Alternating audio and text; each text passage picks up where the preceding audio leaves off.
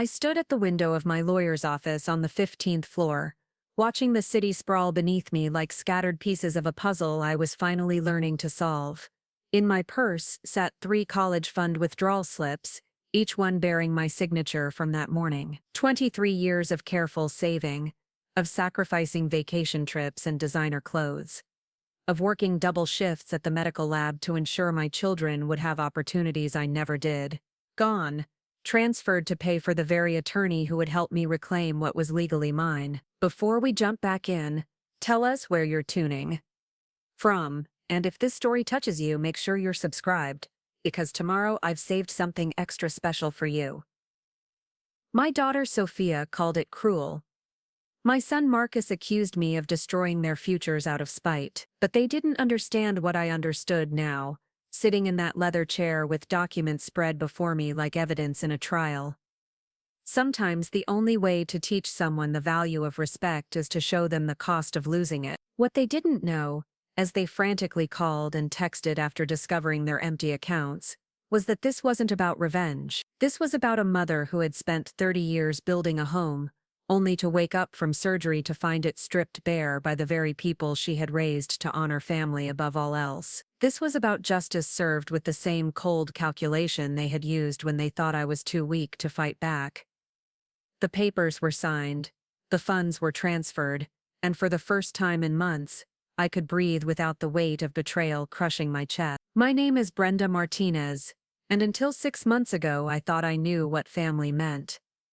I was the kind of mother who kept photo albums organized by year, who never missed a school play or soccer game, who turned down promotions because they would have meant less time at home. I believed that love was measured in sacrifices made quietly, in needs met before they were spoken, in doors left unlocked, because trust was the foundation of everything we had built together. I raised my children in a modest 2-story house in Riverside, California, where the morning sun painted the kitchen walls golden and the backyard held a swing set that had weathered 20 years of storms. My ex-husband Daniel had left when Sophia was 12 and Marcus was 10, deciding that fatherhood was too complicated for a man who preferred his responsibilities simple and his freedom absolute. The divorce was ugly, expensive, and left me with a house that needed constant repairs and 2 children who needed everything.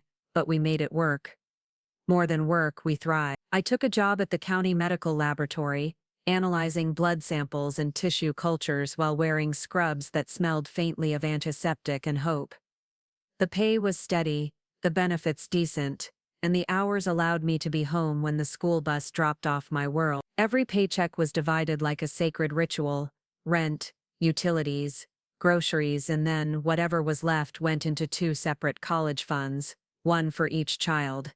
Sophia was my dreamer. She painted watercolor landscapes on weekend afternoons and talked about studying art therapy at UC San Diego. She had her father's dark eyes but my stubborn determination, and when she set her mind to something, the universe seemed to bend around her will. Marcus was my pragmatist, methodical and careful, already talking about engineering programs and internships while most of his friends were still figuring out their favorite video game. He had my analytical mind but his father's charm, and he could talk his way out of trouble as easily as he could solve complex equations. For 23 years, I made it my mission to give them everything I never had, not material things, though I tried to provide those too, but something deep to stability, security.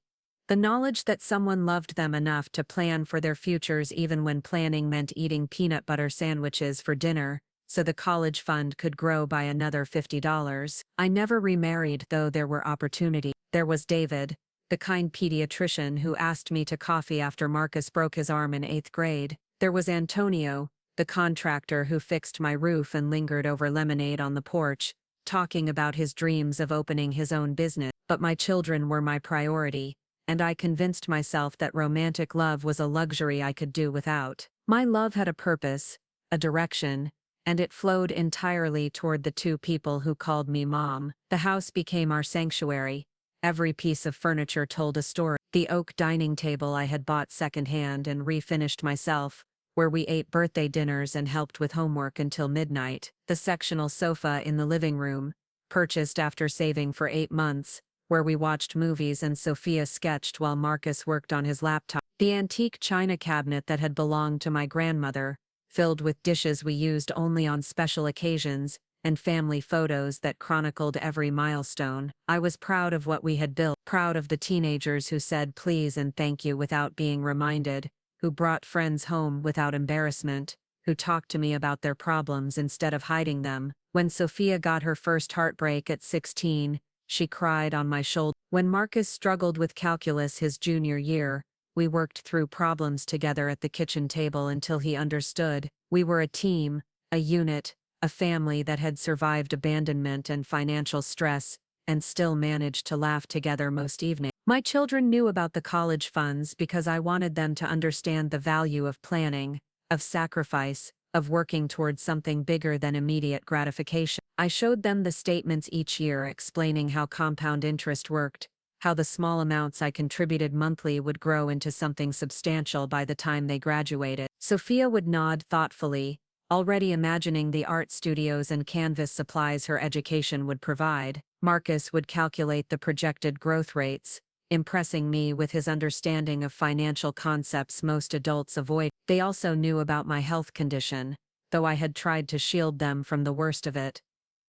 Endometriosis had plagued me since my 20s, but by my late 40s, the pain had become unbearable. Simple tasks like standing for long periods or lifting heavy objects left me exhausted and aching. My doctor recommended a hysterectomy, explaining that it would eliminate the source of my suffering and allow me to reclaim my quality of life. I scheduled the surgery for the summer before Sophia's senior year and Marcus's sophomore year of college. The timing seemed perfect. They would both be home to help during my recovery, and I would be healed in time for the busy fall semester. Sophia had just finished her junior year and was working part-time at a local art supply store. Marcus was home from UC Irvine, where he was studying mechanical engineering and earning grades that made me burst with pride. The night before my surgery, we sat together in the living room, sharing pizza and watching an old comedy that made us laugh until our sides hurt. Sophia curled up next to me on the sofa, her head on my shoulder like she used to do when she was small. Marcus sat on the floor, leaning against my legs, occasionally reaching up to steal a piece of pepperoni from my slice. "You're going to be fine, Mom," Sophia said, her voice soft with the kind of confidence only children can have about their parents. "We'll take care of everything while you rest." Marcus nodded, his engineering mind already organizing the logistics. "I've got a schedule worked out. Sophia can handle the grocery shopping and light cleaning. I'll take care of yard work and anything that requires lifting. You just focus on getting better." I looked down at these two people I had raised, these adults who still called me Mom, and worried about my well-being, and felt a surge of gratitude so powerful it brought tears to my eyes. This was what I had worked for. This was what all those years of sacrifice had built. Not just their education or their opportunities, but their character, their capacity to love and care for others the way they had been loved and cared for. "I love you both," I said, meaning it in a way that encompassed everything we had been through together. "Thank you for being exactly who you are." Sophia squeezed my hand. Marcus reached up and patted my knee, and for one perfect moment, sitting in the living room, surrounded by the furniture we had chosen together and the life we had built together, I felt like the luckiest woman in the world. I had no idea that within 6 weeks, I would be standing in that same living room, staring at empty spaces where my life used to be, learning that the people you trust most are often the ones capable of the deepest betrayal. The surgery went smoothly, but recovery was harder than anyone had anticipated. What was supposed to be a straightforward procedure turned into complications that kept me in the hospital for 8 days instead of 2. An infection at the incision site required additional antibiotics and monitoring. My blood pressure spiked unexpectedly, causing doctors to worry about my heart. Pain medication made me nauseated and disoriented, and sleep came in fitful fragments between nursing checks and midnight vital signs. Sophia and Marcus visited every day, bringing flowers and magazines and updates from home. Sophia showed me new sketches she had been working on, colorful drawings of the view from my hospital window and portraits of the nursing staff who had been particularly kind. Marcus brought his laptop and worked on summer coursework in the uncomfortable visitor chair, occasionally reading aloud from his engineering textbooks when I was too tired to focus on television. They seemed attentive, caring, exactly the children I had raised them to. Sophia held my hand during the worst of the pain episodes. Marcus asked detailed questions about my medications and recovery timeline. Preparing and narrating this story took us a lot of time. So if you are enjoying it, subscribe to our channel. It means a lot to us. Now, back to the story. Taking notes like he was studying for an exam, they coordinated with each other seamlessly, ensuring that someone was always there during visiting hours, that I never felt alone or forgotten. But there were signs I missed, clues I was too medicated and trusting to recognize. Hushed phone conversations that stopped when I stirred awake, text messages that made them glance at each other with expressions I couldn't quite read, an urgency in their demeanor that seemed disproportionate to my condition, as if they were managing a crisis I knew nothing about. On the 6th day, when the infection was finally under control and the doctors were optimistic about sending me home soon, Marcus mentioned that he had been handling some bills that had arrived while I was hospitalized. Nothing major, he said, his voice casual but his eyes avoiding mine. Just the usual stuff: electric, water, credit card. I hope you don't mind that I opened your mail. I wanted to make sure nothing important got missed. I felt a flicker of unease,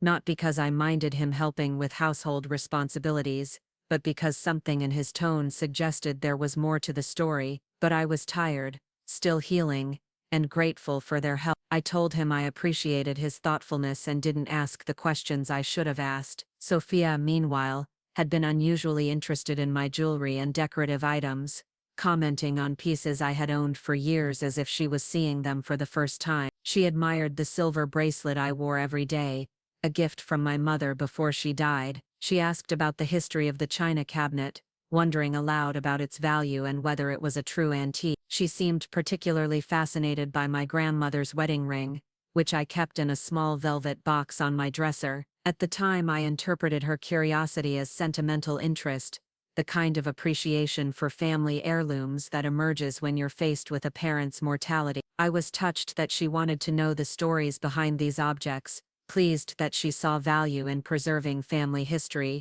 I promised that when I was feeling better, we would go through everything together, and I would tell her about each piece and its significance. I should have recognized the signs. I should have understood that their interest wasn't sentimental but calculating. I should have noticed that their questions weren't about preserving memories, but about assessing worth. But I was a mother who had spent 23 years trusting my children completely, and the possibility that they might be planning to betray that trust simply didn't occur to me. On the 8th day, I was finally cleared to go home. The infection was gone, my blood pressure had stabilized, and while I would need several more weeks of limited activity, the worst was over. Marcus picked me up in my own car, helping me into the passenger seat with the careful attention he had always shown when I was hurt or sick. Sophia had stayed home to prepare for my arrival, he explained, wanting everything to be perfect for my homecoming. The drive through Riverside felt surreal after more than a week away. The familiar streets and landmarks seemed both exactly the same,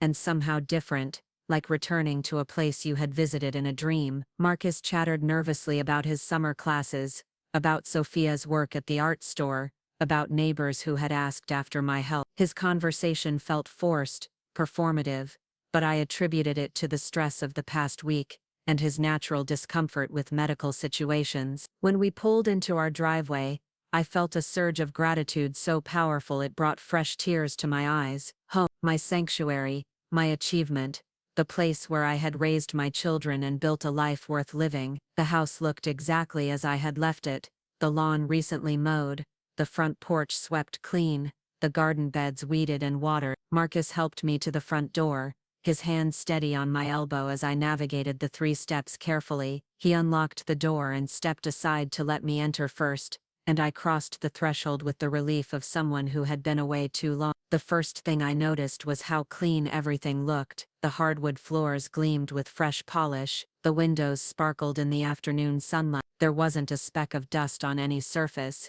and the air smelled faintly of lemon and lavender, as if someone had spent hours scrubbing every corner. The second thing I noticed was the silence, not the comfortable quiet of a house at rest, but something deeper, something hollow, something that made my skin prickle with an awareness I couldn't yet name. Sophia appeared from the kitchen, her face bright with what looked like genuine joy. She hugged me gently, mindful of my incision, and asked about my comfort level, whether I needed anything, whether I wanted to rest immediately, or sit in the living room for a while. I chose the living room, wanting to settle into my familiar space and begin the process of feeling normal again. But as I walked through the archway, my steps slowed, then stopped entirely. Something was wrong.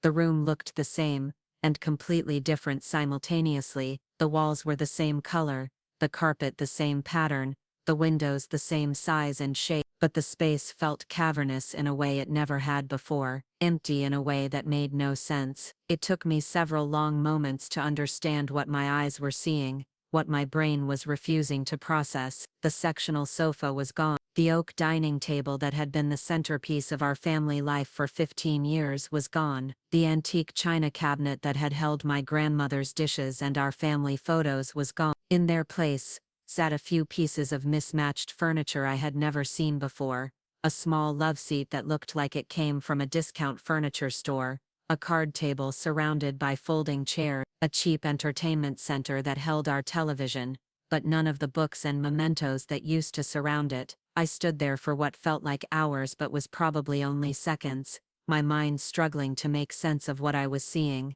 This was my house, my living room, my space, but it had been stripped of everything that made it mine, everything that made it home. What happened? I asked, my voice coming out smaller than I intended.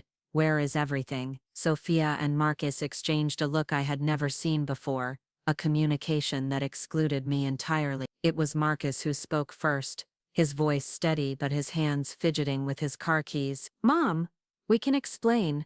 There were some financial issues while you were in the hospital. Some unexpected expenses came up, and we had to make some difficult decisions. What kind of expense? I asked, though part of me already knew I wouldn't like the answer. Sophia stepped forward, her artistic hands fluttering nervously as she spoke. Your medical bills were really high, and insurance didn't cover as much as we thought. Plus there were some other things, some opportunities that came up that we couldn't pass up. What opportunities? Another look between them, and I realized with growing horror that whatever they had done, they had planned it together. This wasn't an impulsive mistake or a single moment of poor judgment. This was a conspiracy, carefully executed while I lay helpless in a hospital bed. Sophia got accepted into a summer art intensive in New York, Marcus said, his engineering precision making each word sound calculated. It's incredibly prestigious, and they only take 12 students nationwide. The tuition was due immediately,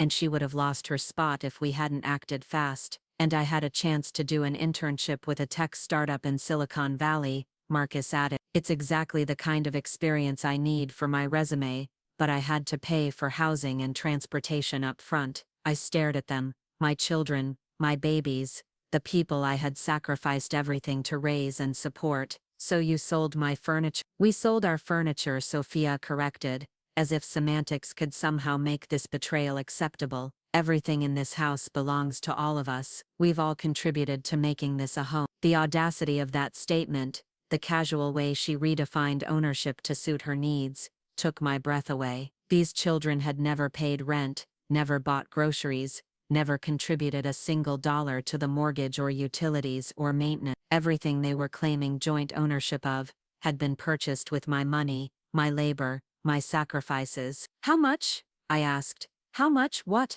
Marcus replied, though his expression suggested he knew exactly what I was asking. How much did you get for everything? They looked at each other again, and I understood that this pause wasn't about shame or regret. It was about strategy, about deciding how much truth they could afford to tell me. About 12,000, Sophia said finally. We sold it to a dealer who specializes in estate sale. He gave us a fair price considering we needed the money quickly. $12,000 for furniture that had taken me years to accumulate, pieces I had saved for and chosen carefully, items that held decades of memories and represented thousands of hours of work, sold to a stranger while I lay sedated and trusting, believing my children were caring for our home while I healed. The betrayal was so complete, so calculated, that I felt something inside me break, not my heart, which had been broken before and healed, something deep, something that had believed in the fundamental goodness of the people I loved most. something that had trusted without question and given without reservation. I sank onto the cheap love seat that had replaced my comfortable sofa, the unfamiliar cushions offering no support for my healing body. My children stood before me like defendants in a courtroom, their expressions shifting between defiance and guilt, waiting for my verdict. But I had no words, no anger yet, just a cold numbness that spread through my chest like anesthesia. I had spent 23 years believing that love was demonstrated through sacrifice, that providing for your children's needs and dreams was the highest calling of parenthood. I had never imagined that the children I had raised to value family above all else would be capable of selling that family's foundation for their own advancement. That was the moment I understood that the woman who had entered this house 15 minutes earlier no longer existed. That Brenda Martinez, the devoted mother who trusted completely and gave without reservation, had been killed by the people she loved most. What remained was someone I didn't yet know, someone who would have to learn how to navigate a world where the people closest to you could strip away everything you valued while you slept. I looked at Sophia and Marcus, these strangers wearing my children's faces, and realized that my real healing was just beginning. The next 3 weeks passed in a haze of physical recovery and emotional reckoning. My body healed faster than my spirit, the surgical site closing cleanly while something deeper remained torn open and raw. I moved through the house like a ghost haunting someone else's life, sitting on furniture that felt foreign, eating meals at a card table that wobbled with every movement, sleeping in the one room they hadn't touched because even they understood that a recovering patient needed her own bed. Sophia and Marcus tried to maintain normalcy, chattering about their daily activities as if nothing fundamental had changed. Sophia showed me brochures from her New York art program, describing the famous instructors and the gallery connections she was making. Marcus talked enthusiastically about his Silicon Valley internship, the innovative projects he was working on, the networking opportunities that would transform his career prospects. They spoke as if I should be proud of their achievements, as if their success justified the method by which they had funded it. They seemed genuinely confused by my silence, by my refusal to celebrate their victories, or ask about their experience. In their minds, they had made a practical decision that benefited the family's long-term interests. The fact that they had made this decision without consulting me, while I was vulnerable and dependent on their care, seemed irrelevant to their sense of righteousness. But I was learning to see them differently, to recognize patterns I had previously interpreted as virtues. Marcus's analytical mind, which I had always admired, now seemed calculating and cold. His ability to compartmentalize emotions and focus on logical outcomes made it easy for him to justify their actions as necessary and rational. Sophia's artistic sensitivity, which I had nurtured and celebrated,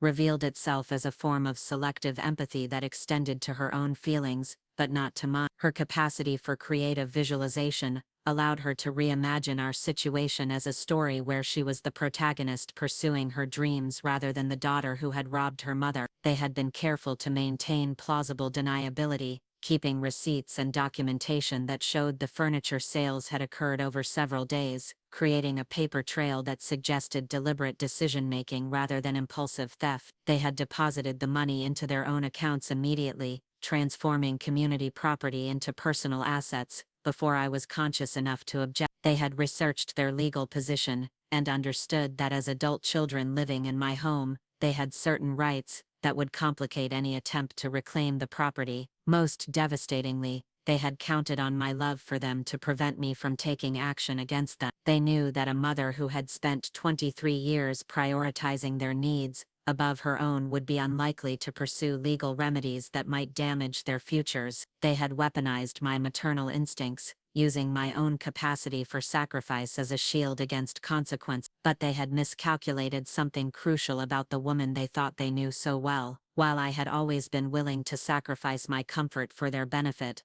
I had never been weak.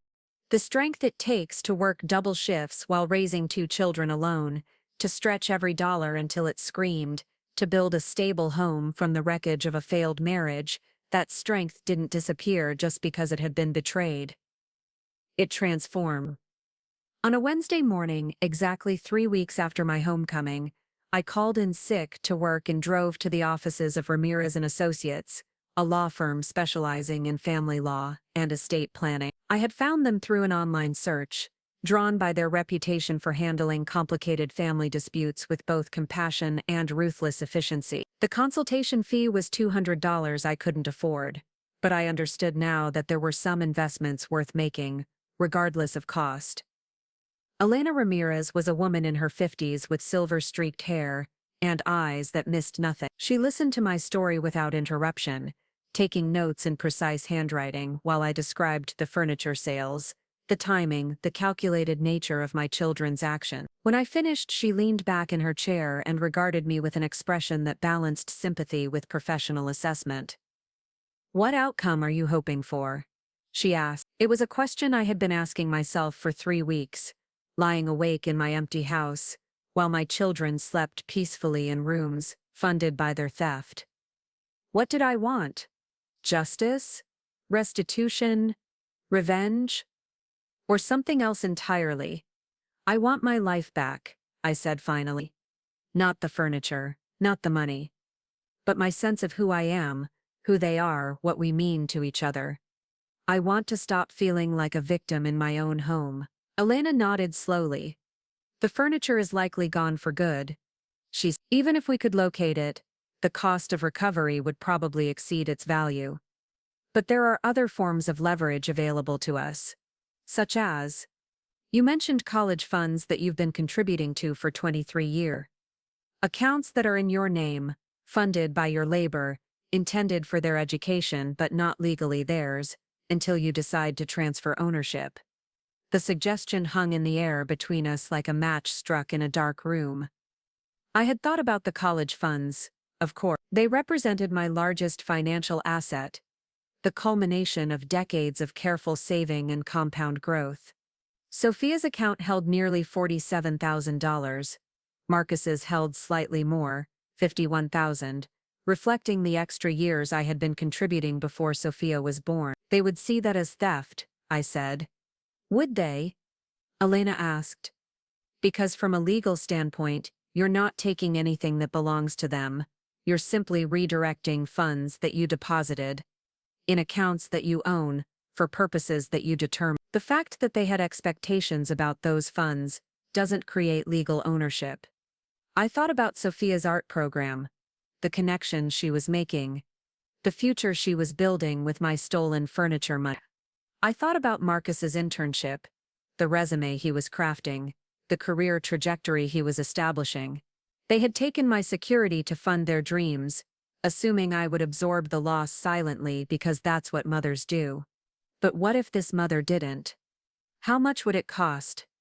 I asked. "To retain our services, $5,000 is a retainer with additional fees depending on how complex the situation becomes. We can work out a payment plan, if necessary. $5,000, more than I had in my checking account, more than I could afford without dipping into my own modest saving." But as I sat in that leather chair, looking out at the city where my children were building their futures on the foundation of my betrayal, I realized that the cost of action was far less than the cost of remaining a victim. "I'll need to liquidate some assets." Elena smiled, and for the first time in weeks I didn't feel alone.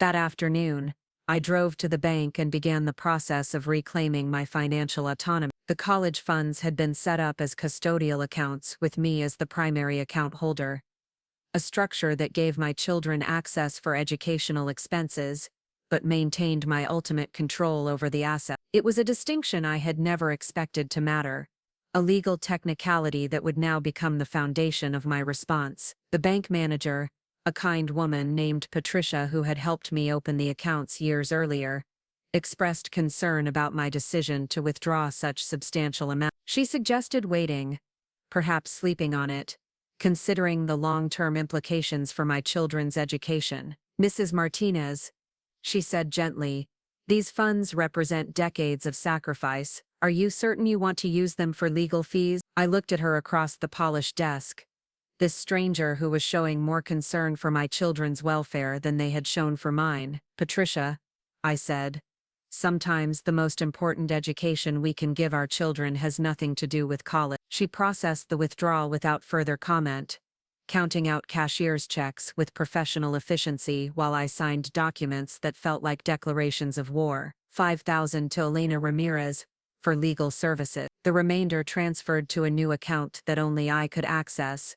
Funds that would be available for my own retirement, my own dreams, my own unexpected expenses. As I walked out of the bank, checks in hand, I felt something I hadn't experienced since waking up in the hospital. Power. Not the power to control others or manipulate outcomes, but the power that comes from refusing to accept unacceptable treatment. The power of a woman who had finally stopped prioritizing everyone else's comfort above her own dignity. That evening, Sophia and Marcus returned home to find me, sitting at the wobbly card table they had chosen as my dining room furniture.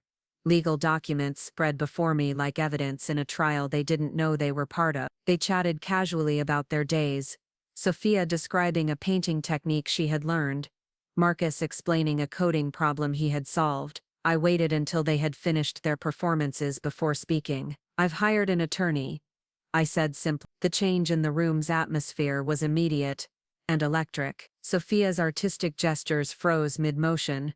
Marcus's analytical mind visibly shifted into defensive mode, his posture straightening as he prepared for battle. "An attorney for what?" Sophia asked, though her voice suggested she already knew.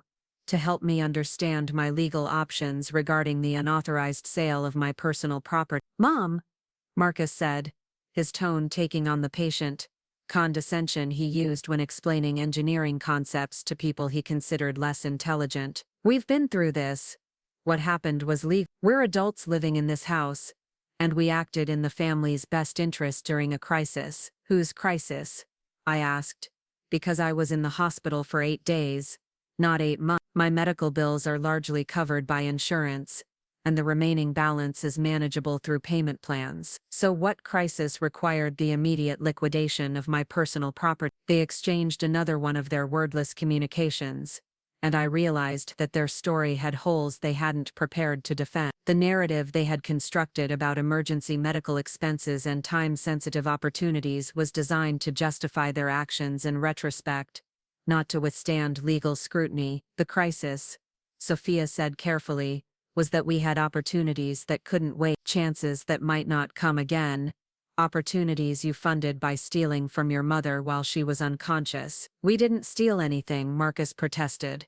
"We made a family decision using family resources." I leaned back in the uncomfortable chair that had replaced my grandmother's dining set, studying these two people who had once been the center of my universe. They truly believed what they were saying. In their minds they had acted reasonably, practically, in the best interests of their own futures. The fact that they had done so without consent, while I was vulnerable and dependent on their care, was an inconvenient detail rather than a fundamental violation. "Elena Ramirez disagrees with your assessment," I said. "She believes we have a strong case for conversion of property, potentially even elder abuse given the timing and circumstances." The term elder abuse hit them like cold water. Sophia's face went pale. Marcus's confident posture crumbled as he processed the legal implications of that phrase. "You can't be serious," Sophia whispered. "We're your children. We love you. We would never hurt you." "Then give me back my furniture," I said. "We can't," Marcus replied. "It's gone. We used the money for our programs. Then we have a problem." I stood up slowly, mindful of my healing incision, and gathered the legal documents into a neat stack. Elena had recommended starting with intimidation rather than immediately filing charges, giving them an opportunity to propose a solution before escalating to formal legal action. "You have 2 weeks," I said. 2 weeks to figure out how to make this right. After that, my attorney will pursue all available remedies, including criminal charges if appropriate." I walked toward the stairs, then paused and turned back to face them. "Oh, and one more thing.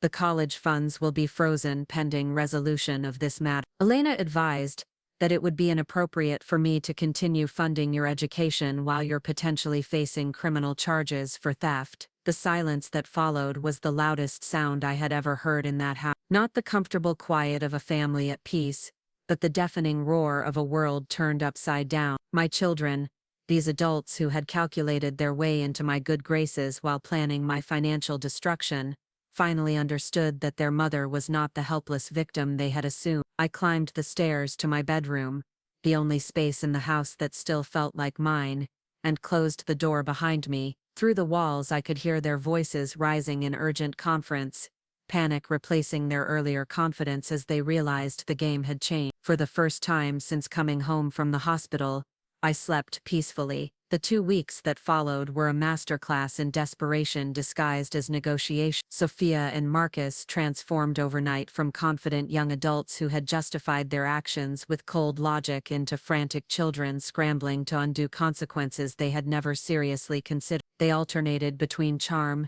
anger, manipulation, and genuine tears, cycling through every emotional strategy they had learned over 23 years of getting their way. The first approach was financial reasoning. Marcus, with his engineering student's love of spreadsheets and calculations, presented me with a detailed repayment plan that stretched over 5 years. He had researched the original purchase prices of every piece of furniture they had sold, applied inflation adjustments, and even included interest calculations that would theoretically compensate me for the time value of money. The presentation was professional, complete with charts and graphs, delivered with the confident demeanor of someone who believed that logic could erase betrayal. "Look, Mom," he said, sliding the printed documents across the wobbly card table that had replaced our family dining set. "I know you're upset about the method, but the numbers work out favorably for everyone. Sophia and I will both be earning significantly more after our programs, which means we can pay you back faster than you originally spent to acquire these items. From a pure financial perspective, this is actually beneficial." I studied his charts with the same attention he had given them, noting the neat columns and carefully calculated figures. He had assigned monetary values to items that held decades of memories, reduced our family's history to depreciation schedules and payment terms. The oak table where we had eaten birthday dinners became a line item worth $800. The sectional sofa where we had watched movies and shared confidences was quantified at $1,200. Payable in monthly installments of $50 over 2 years. "What about the china cabinet?" I asked, pointing to a gap in his accounting. His confident expression flickered. "That one's more complicated."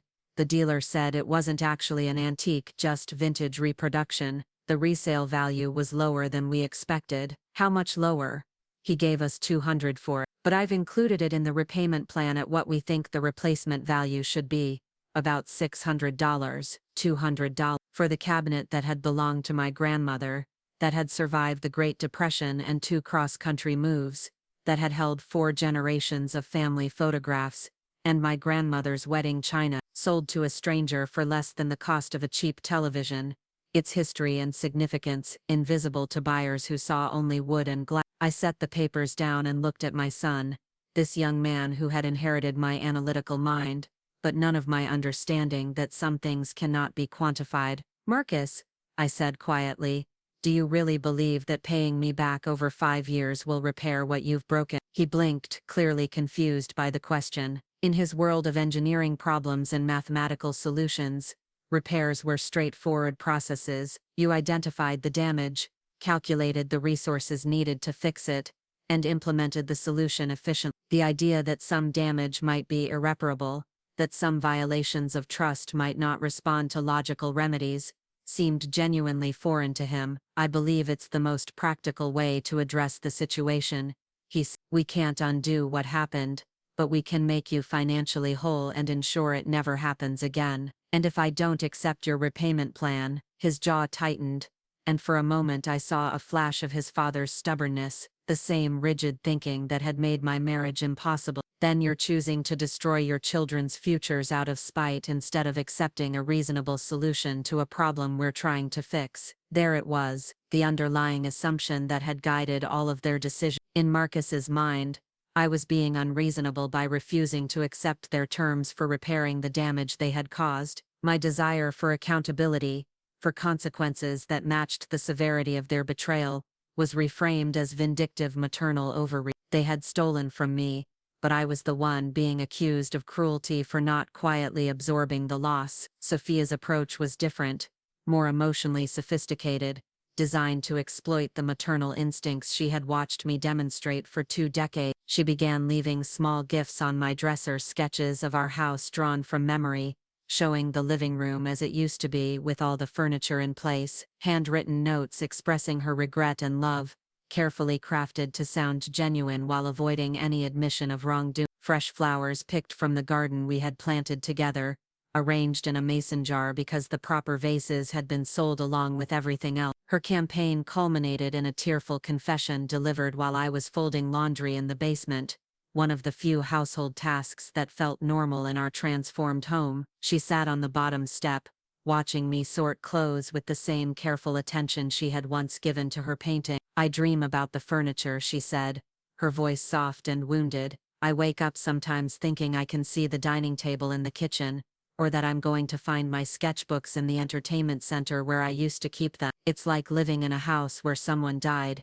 except we're the ones who killed it." I continued folding towels, not trusting myself to respond immediately. Sophia had always been gifted at emotional manipulation, not from malice, but from a genuine belief that feelings should trump facts when the two came into conflict. Her artistic temperament allowed her to fully inhabit whatever emotion served her purposes, becoming genuinely sad or angry or remorseful as the situation required. "I know we hurt you," she continued. "I know what we did was wrong, but please don't destroy our futures because of one mistake. I'm learning so much in New York, meeting artists who could change my life, building connections that could lead to gallery representation. Marcus is working with engineers who are developing technology that could revolutionize renewable energy. We're becoming the people you raised us to be, using the opportunities we created." "The opportunities you stole," I corrected. "The opportunities we found," she countered. "Yes, we used your furniture money to fund them, and that was wrong. But the knowledge we're gaining, the connections we're making, the future we're building, that's not stolen, that's earned, and it could benefit all of us eventually." She painted a picture of family reconciliation and shared prosperity, where their enhanced careers would provide financial security for all of us, where the temporary pain of their betrayal would be redeemed by long-term benefits to the family unit. It was a seductive narrative, appealing to my maternal desire to see my children succeed and my practical understanding that their future earnings could indeed provide more security than the furniture ever would. But underneath her eloquent appeal, I heard the same fundamental assumption that had guided Marcus's spreadsheet solution. They had acted in the family's best interests, they insisted, and my refusal to see the bigger picture was evidence of emotional weakness, rather than legitimate grievance. In their version of events, they were visionary investors who had leveraged available assets to fund high-return opportunities. My attachment to material objects was sentimental and ultimately counterproductive to our collective well-being. When emotional manipulation and financial logic both failed to move me, they escalated to intimidation tactics designed to make me question my own judgment and memory. Marcus began researching my legal position obsessively, presenting me with printouts of statutes and case law that supposedly demonstrated the weakness of my position. He found examples of adult children who had successfully claimed ownership rights to family property, precedents that supposedly supported their actions, technicalities that could complicate any legal proceeding. "The burden of proof is going to be on you," he explained, spreading legal documents across the card table like a lawyer preparing for trial. "You'll have to demonstrate that we acted without any reasonable belief that we had authority to sell family property. But we've been living here as adults, contributing to household maintenance, helping with bills. A judge might see this as a family financial decision, made during a crisis." "What bills have you contributed to?" I asked. He hesitated, clearly not expecting that question. "Well, not directly, but we've provided labor, maintenance, household support. That has monetary value." "How much monetary value?" "It's hard to quantify exactly, but if you had to hire people to do the yard work, housekeeping and general maintenance we've provided over the years, it would add up to thousands of dollars." I almost laughed at the absurdity of his reasoning. Marcus had mowed the lawn perhaps a dozen times in his entire life, and only when specifically asked. Sophia's contribution to housekeeping consisted mainly of leaving art supplies scattered throughout the house, and occasionally loading the dishwasher when she used the last clean plate. The idea that their minimal, Sporadic assistance with basic household tasks created some kind of ownership stake in my property was so divorced from reality that it revealed how desperate their position had become. But Marcus presented his research with such confidence, such detailed legal terminology and official-sounding citations, that I began to worry he might be right. Maybe I was being naive about my legal position. Maybe their status as adult children living in my home did create complications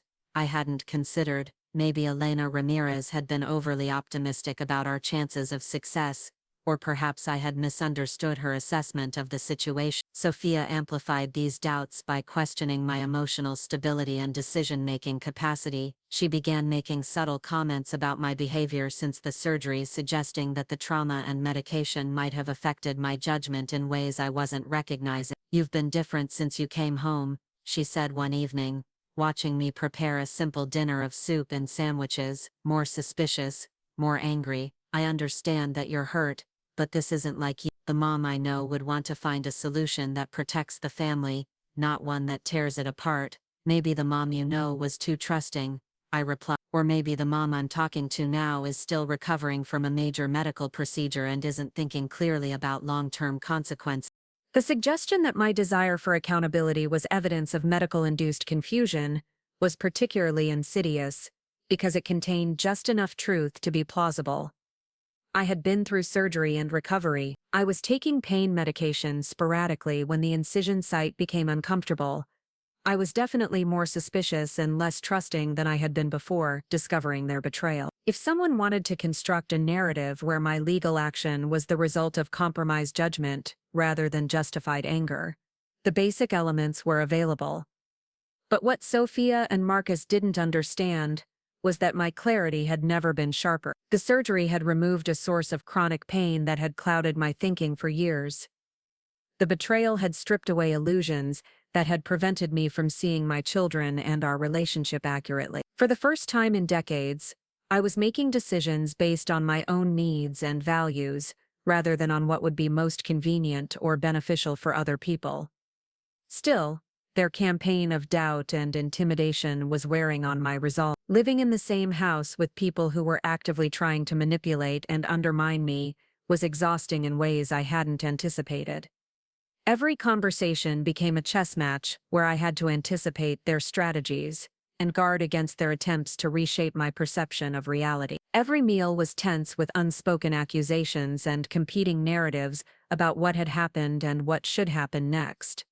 The pressure intensified when they began recruiting allies from our extended family and social circle. Sophia called my sister Carmen in Phoenix, presenting a carefully edited version of events that painted her as a dedicated daughter trying to help her unreasonable mother recover from a medical crisis that had affected her emotional stability. Carmen called me within hours, her voice tight with concern.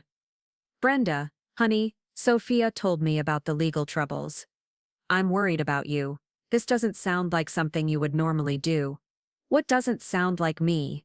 I asked. "Threatening your own children with criminal charges over furniture. I know you're upset about the surgery and everything, but maybe you should talk to someone professional before you do something you can't take back." Carmen had always been the family peacekeeper, the one who smoothed over conflicts and encouraged forgiveness in the name of family harmony. She meant well, but her advice was based on Sophia's manipulative version of events, rather than the full truth of what had happened. In Sophia's telling, I was an overwrought mother making mountains out of molehills, pursuing legal action instead of accepting my children's reasonable attempts to make amends. Marcus took a different approach, contacting my workplace colleagues and casual friends with expressions of concern about my mental state and decision-making capacity. He presented himself as a worried son trying to help his mother through a difficult recovery period, mentioning the legal action as evidence that I wasn't thinking clearly about family relationships. When my lab supervisor Jennifer called to check on my well-being, her questions revealed the seeds Marcus had planted. "Are you feeling overwhelmed by anything?" she asked carefully.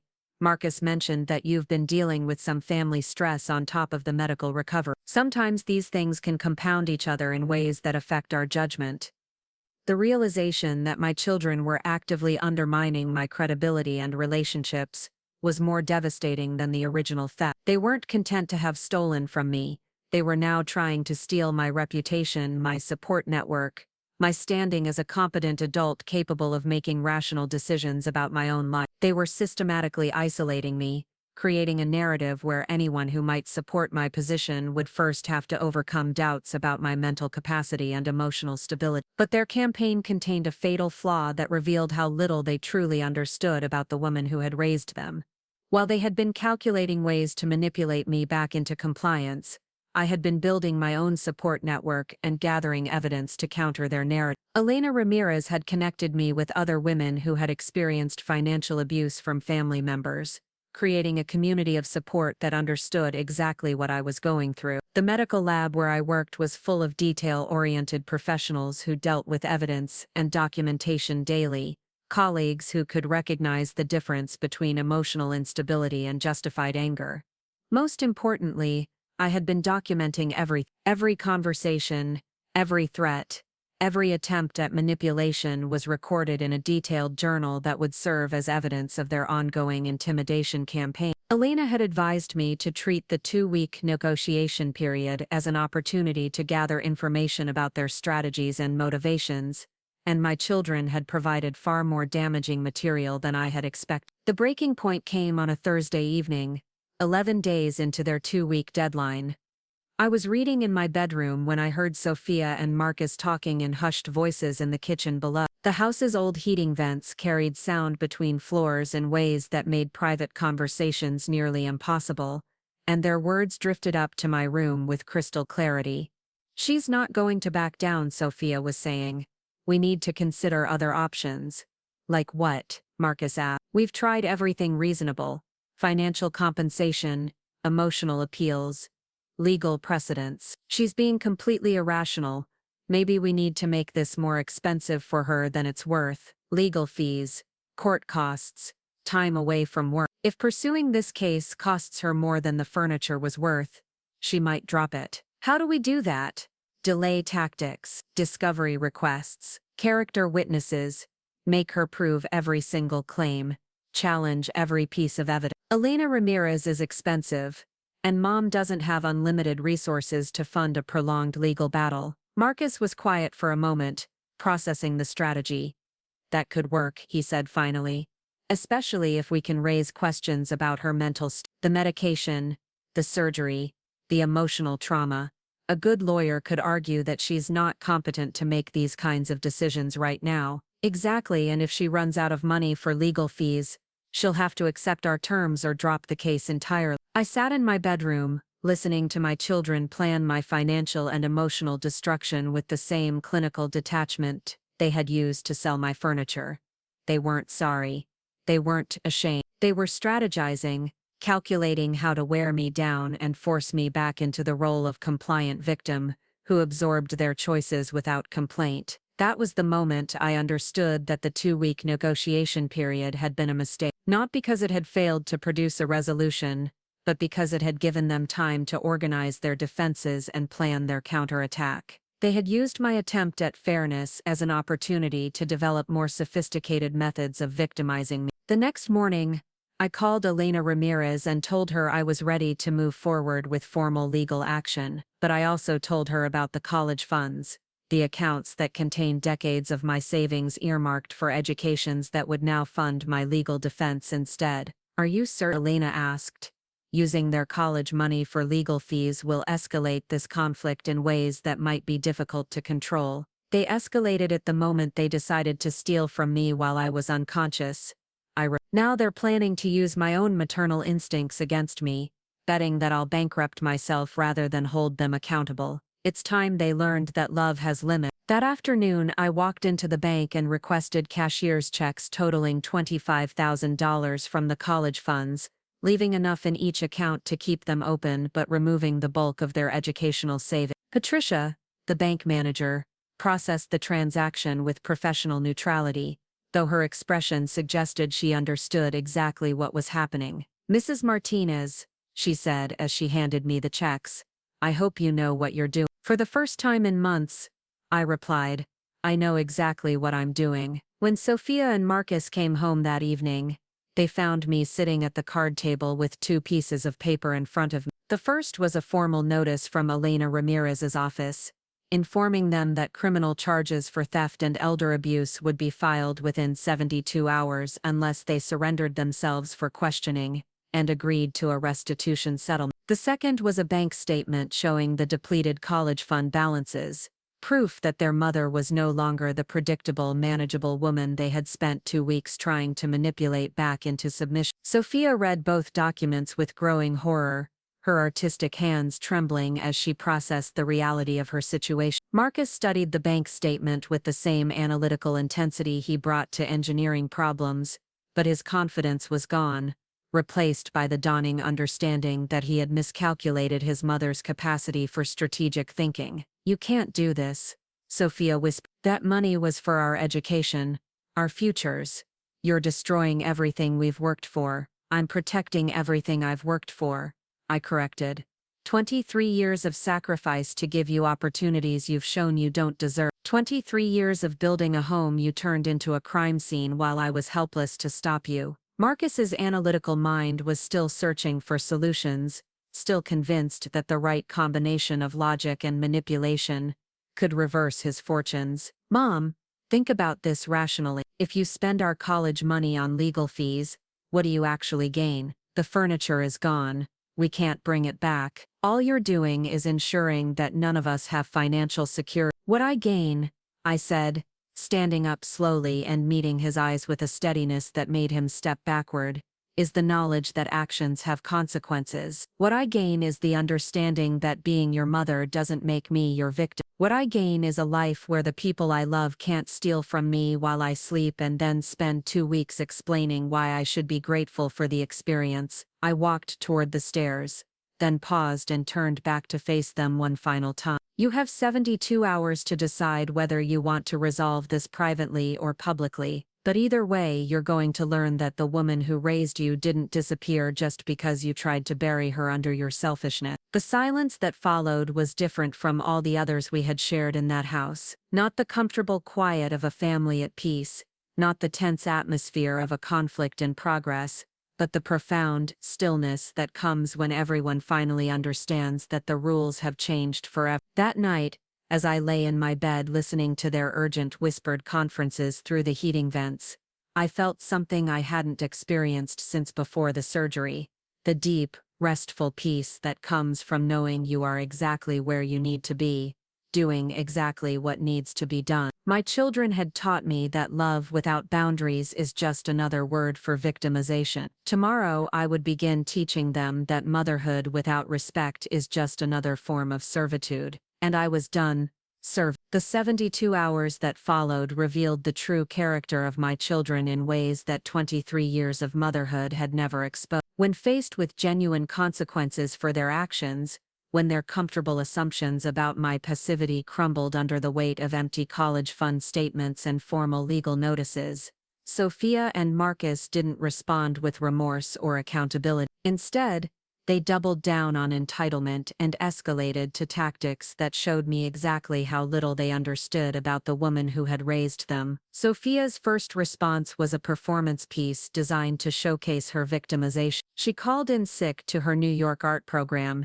and spent the day documenting her emotional distress through a series of dramatic sketches and watercolor paintings that depicted a family in crisis. The artwork was technically proficient but emotionally manipulative, showing shadowy figures of children cowering before an imposing maternal presence, broken hearts scattered like fallen leaves, and symbolic representations of dreams being crushed under the weight of unreasonable parental authority. She arranged these pieces throughout the house like an exhibition, propping them against walls and leaving them on surfaces where I couldn't avoid seeing them. Each painting came with a handwritten artist's statement explaining the emotional inspiration behind the work. One particularly melodramatic piece, titled "When Love Becomes Punishment," featured a mother figure with her hands wrapped around the necks of 2 smaller figures, their faces turned upward in supplication while money rained down like acid rain. The artist's statement for that piece read, "This work explores the devastating moment when unconditional parental love transforms into conditional punishment." The mother, consumed by material concerns,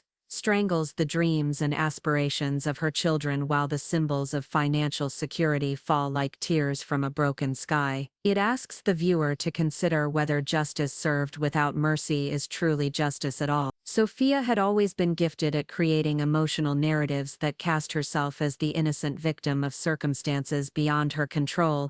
But this exhibition represented a new level of sophisticated manipulation. She was using her artistic talents to reframe our situation as a tragic story of maternal overreach, creating visual evidence that could be photographed, shared, and used to support her version of events in any future legal proceeding. When I didn't respond to her gallery of guilt, she escalated to more direct emotional blackmail. She began calling extended family members, old family friends, and even some of my work colleagues, inviting them to view her artwork and hear her perspective on our family crisis. She presented herself as a dedicated daughter trying to preserve family unity while her traumatized mother pursued a destructive course of legal action that would hurt everyone involved. My cousin Rosa called me after visiting Sophia's impromptu exhibition, her voice heavy with concern and confusion. "Brenda, I saw Sophia's paintings today. She's clearly devastated by whatever's happening between you two. I don't understand all the details, but she seems to think you're trying to destroy her future over some furniture. That doesn't sound like the sister I know." Rosa's call revealed the effectiveness of Sophia's campaign. Without explicitly lying, my daughter had created a narrative that made me appear vindictive and unreasonable, while portraying herself as an innocent victim of maternal cruelty. The paintings provided visual evidence of her suffering, making her story more compelling and memorable than any verbal explanation could have been. People who saw her artwork didn't need to understand the legal complexities or financial details.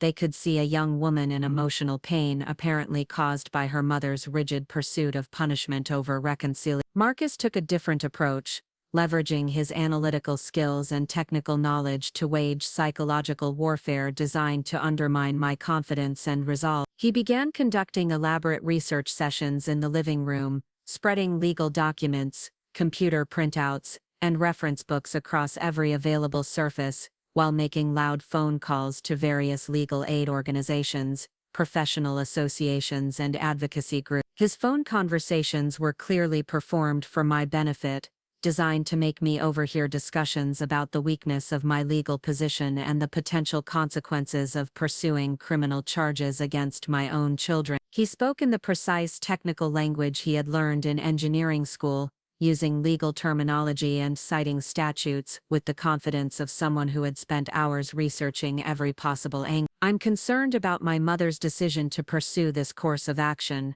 he would say into his phone, his voice carrying clearly through the thin walls of our reconfigured house. "She's recently undergone major surgery, and I think the stress and medication may be affecting her judgment." The property in question was sold during a family financial emergency, and we acted in good faith based on our understanding of the situation. Now she's threatening criminal charges and has already depleted our college funds to pay for legal fees. I'm worried that she's going to bankrupt the entire family over what should have been a simple misunderstanding. These performances were calculated to plant seeds of doubt about my mental state and decision-making capacity while positioning Marcus as the rational, concerned son trying to protect his family from his mother's impaired judgment. He created the impression that he was seeking advice and support from professional organizations, suggesting that his research had revealed serious flaws in my legal strategy that I was too emotionally compromised to recognize. But Marcus's most insidious tactic was his systematic documentation of my behavior and statements,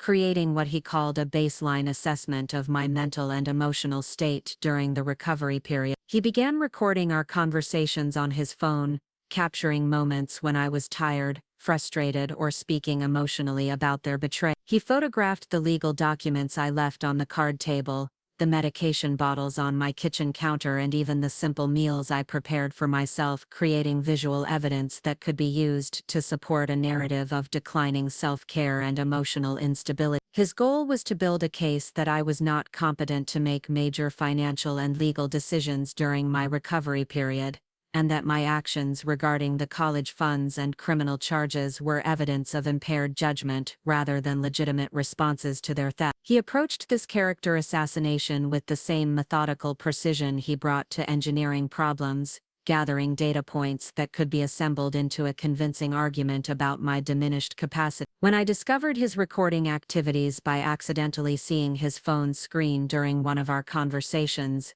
the violation felt almost as devastating as the original furniture theft. My own son was treating me like a subject to be studied and documented, collecting evidence of my vulnerabilities to use against me in legal proceedings. The realization that he saw me not as his mother but as an opponent to be defeated through surveillance and manipulation revealed the depth of his emotional disconnection from our relationship.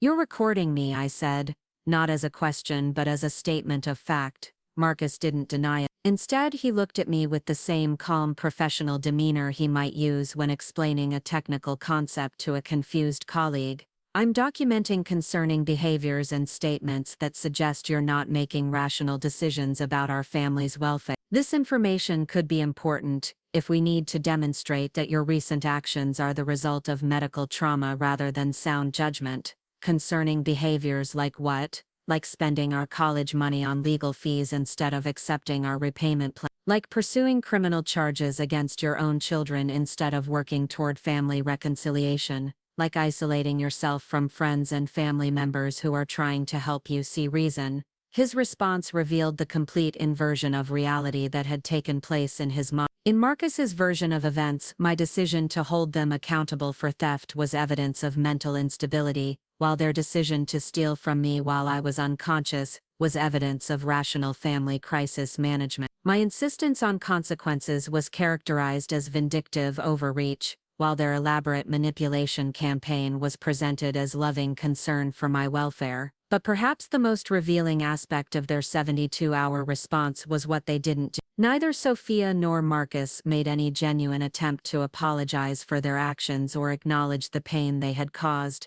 Neither offered to return any portion of the money they had stolen or to make meaningful restitution for the property they had destroyed. Neither showed any recognition that selling my furniture without permission while I was hospitalized might have been fundamentally wrong regardless of their financial needs or career opportunity. Instead, they focused entirely on justifying their actions and discrediting my response, treating the situation like a public relations crisis that could be managed through strategic messaging and reputation control. They acted like politicians caught in a scandal, deploying focus-tested talking points and coordinated narratives designed to minimize their culpability while maximizing my apparent unreasonableness. Their strategy revealed a fundamental misunderstanding of what was at stake in our conflict. They believed this was a negotiation over money and property, a business dispute that could be resolved through clever maneuvering and emotional manipulation. They didn't understand that this was actually about respect, trust, and the basic human dignity that should exist between family members regardless of their financial circumstance. The turning point came on the final day of their deadline, when Sophia and Marcus made one last coordinated attempt to force me back into compliance through a combination of emotional blackmail and financial intimidation. They arranged what they called a family meeting, inviting my sister Carmen to drive up from Phoenix and serve as a mediator in our dispute. Carmen arrived that evening with the best of intentions, genuinely believing that she could help facilitate a reconciliation between a mother and children who had gotten crossways over a misunderstanding. Sophia and Marcus had prepared for her visit carefully, cleaning the house until it sparkled and preparing a dinner that showcased their domestic capabilities and family devotion. When Carmen walked into our home, she saw two model children caring for their recovering mother in a house that looked peaceful and well-maintained. The contrast between their public performance and private manipulation was stunning to witness. Sophia served homemade soup and fresh bread, chatting warmly about her art program and asking Carmen thoughtful questions about her own family. Marcus discussed his internship experiences with genuine enthusiasm, describing innovative projects and impressive supervisors with the articulate passion of a young professional building his career. They created the atmosphere of a loving family working through a temporary disagreement, rather than the toxic environment of psychological warfare they had maintained for the past 2 weeks. Carmen was clearly charmed by their presentation and moved by their apparent distress over our fractured relationship. After dinner, she requested a private conversation with me in my bedroom, where she delivered what she obviously considered to be wise counsel from someone with more life experience and emotional perspective. "Brenda,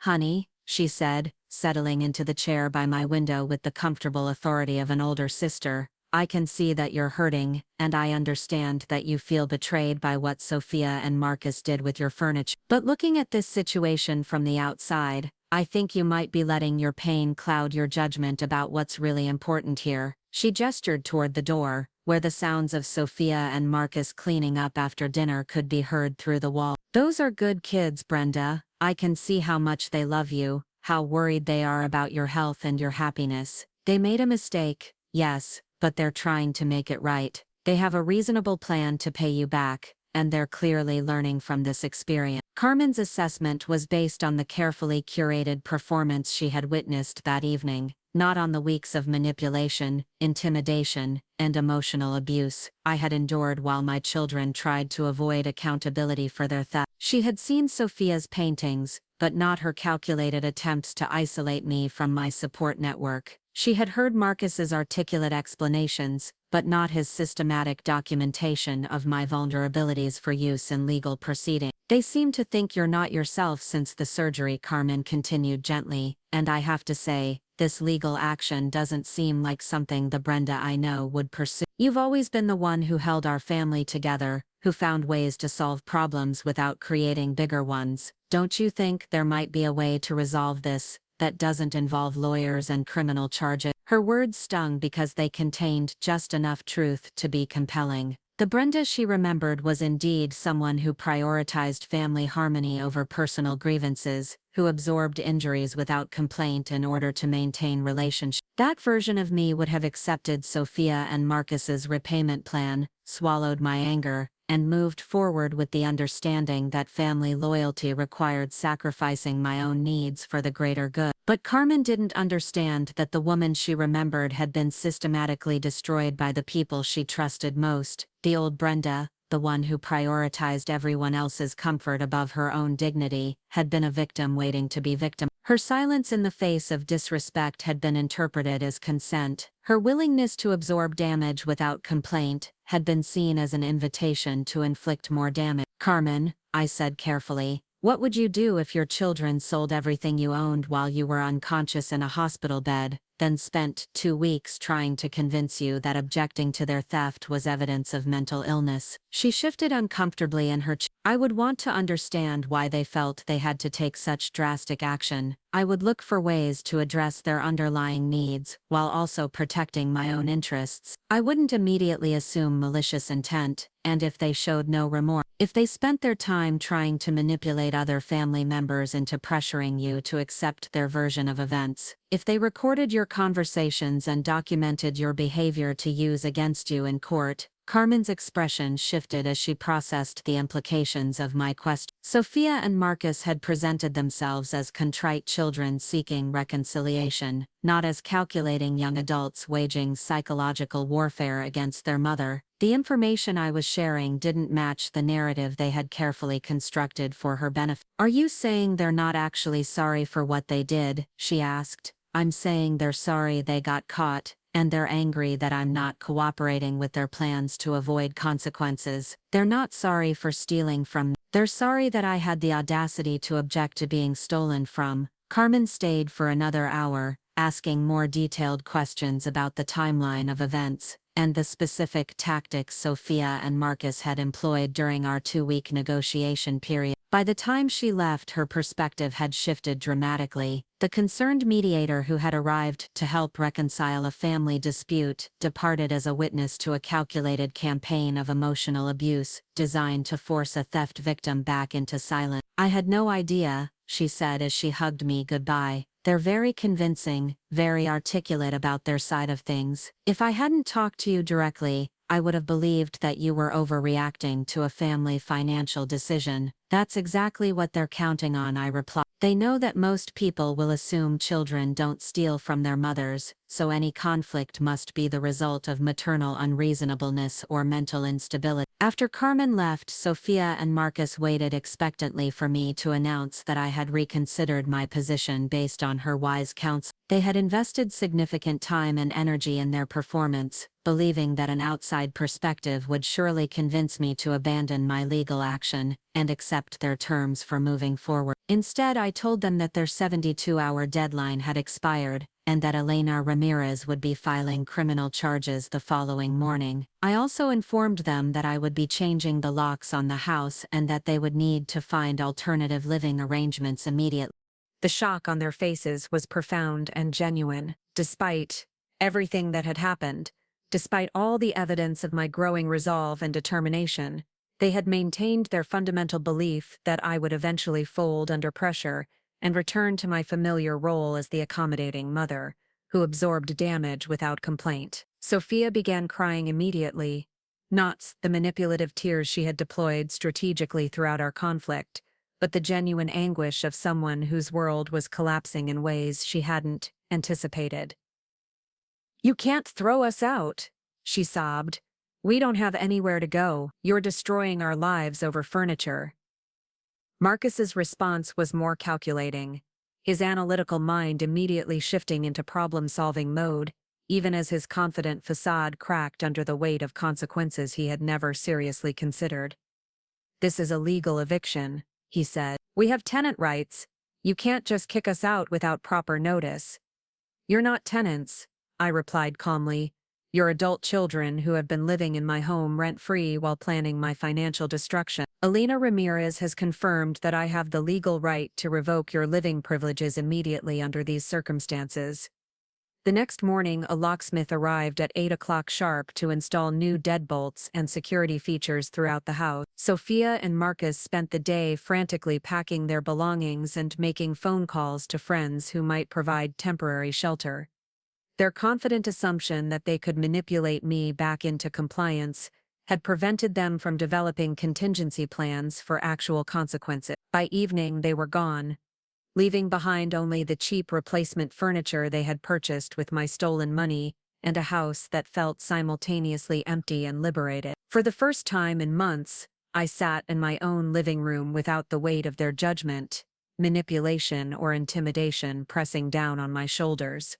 The silence was different from all the others we had shared in that house. Not the comfortable quiet of a family at peace, not the tense atmosphere of conflict in progress, but the profound stillness that comes when you finally stop fighting for relationships that were actively destroying you. That night, I called Elena Ramirez and told her to proceed with filing the criminal charges. Sophia and Marcus had made their choice during those 72 hours, demonstrating that they saw me not as their mother, but as an obstacle to be overcome through strategic manipulation and psychological warfare. Now they would learn that some obstacles refuse to be moved, and some mothers refuse to disappear just because their children find their presence inconvenient. The formal charges were filed the following Wednesday morning at the Riverside County District Attorney's Office, where I sat beside Elena Ramirez as she presented our case to a prosecutor who specialized in financial crimes and elder abuse. The evidence we had gathered was comprehensive and damning.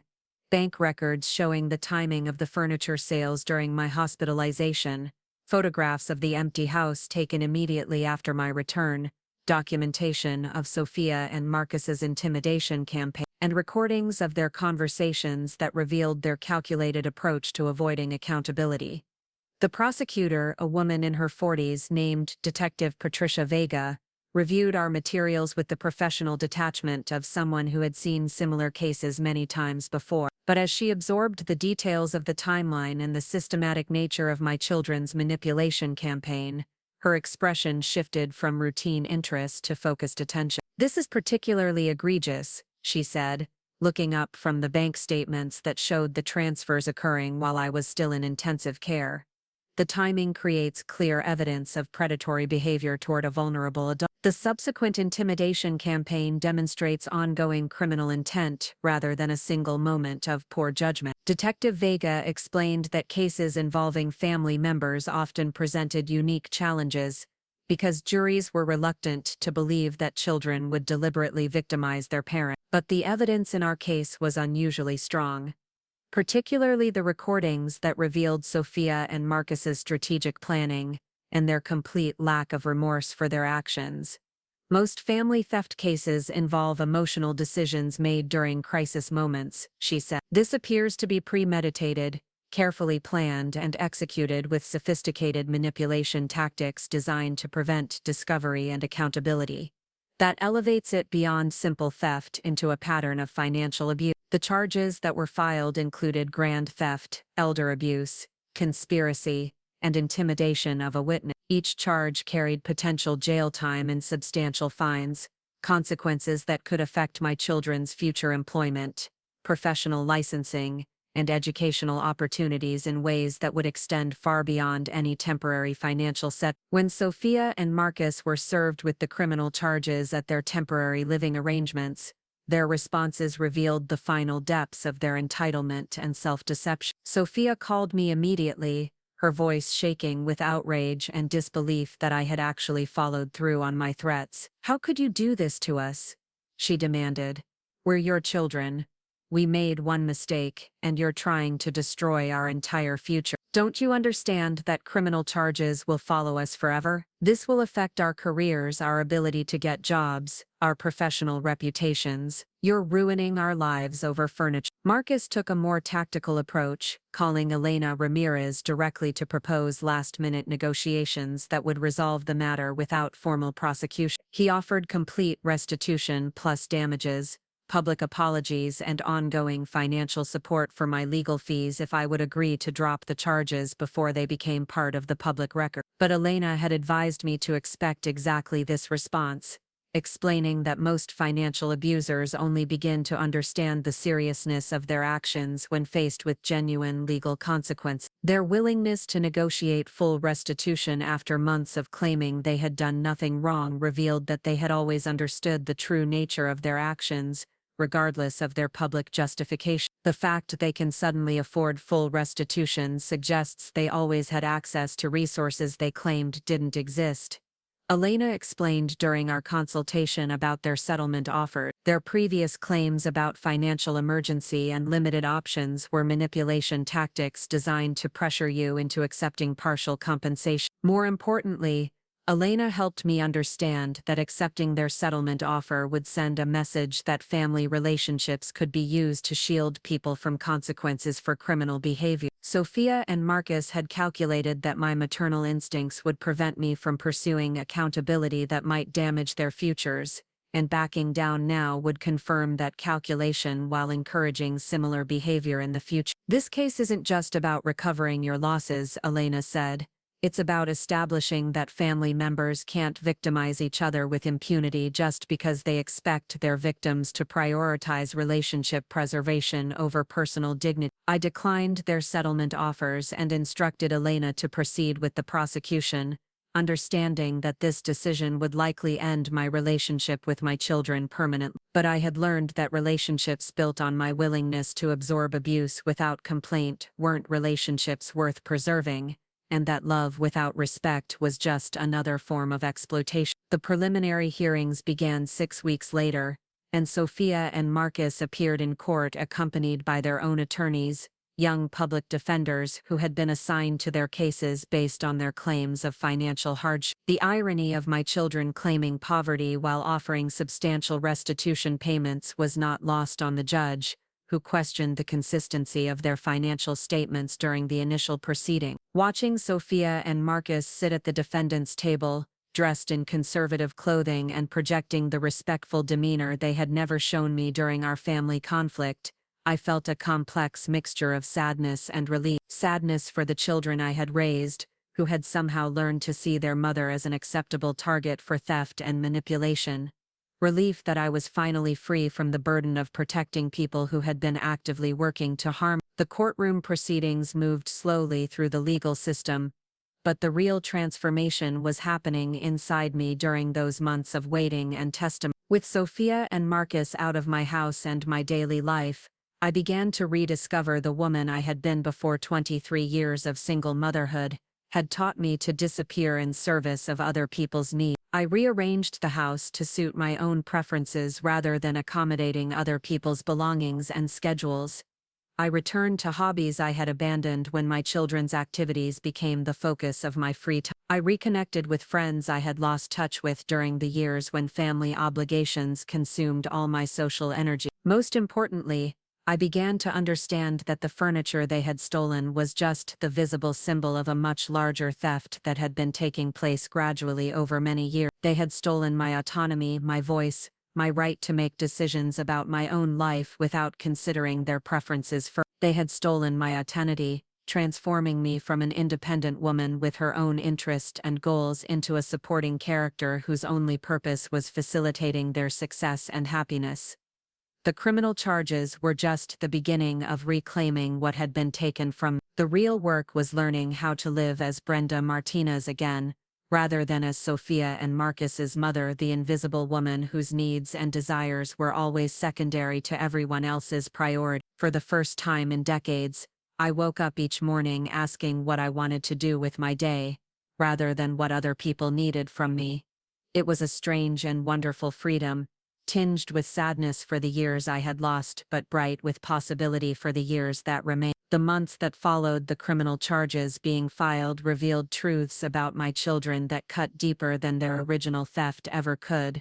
As the legal proceedings wound their way through the court system, Sophia and Marcus launched what could only be described as a scorched earth campaign designed to destroy my reputation, my relationships, and my credibility, in ways that would make it impossible for me to maintain any kind of normal life in Riverside. Their strategy was sophisticated and multifaceted, revealing a level of calculated cruelty that I hadn't believed them capable of despite everything they had already done. They understood that criminal charges created a public record that could damage their futures, so they focused on creating an alternative narrative that would minimize their culpability while maximizing my apparent mental instability and vindictive overreach. Sophia began by contacting every mutual acquaintance we had, from old family friends to neighbors to colleagues from my workplace, presenting herself as a deeply concerned daughter trying to protect her community from her mother's dangerous psychological deterioration. She crafted a compelling story about my alleged personality changes following the surgery, describing erratic behavior, paranoid accusations, and increasingly irrational decision-making that had culminated in false criminal charges against her own children. Her approach was masterful in its subtlety.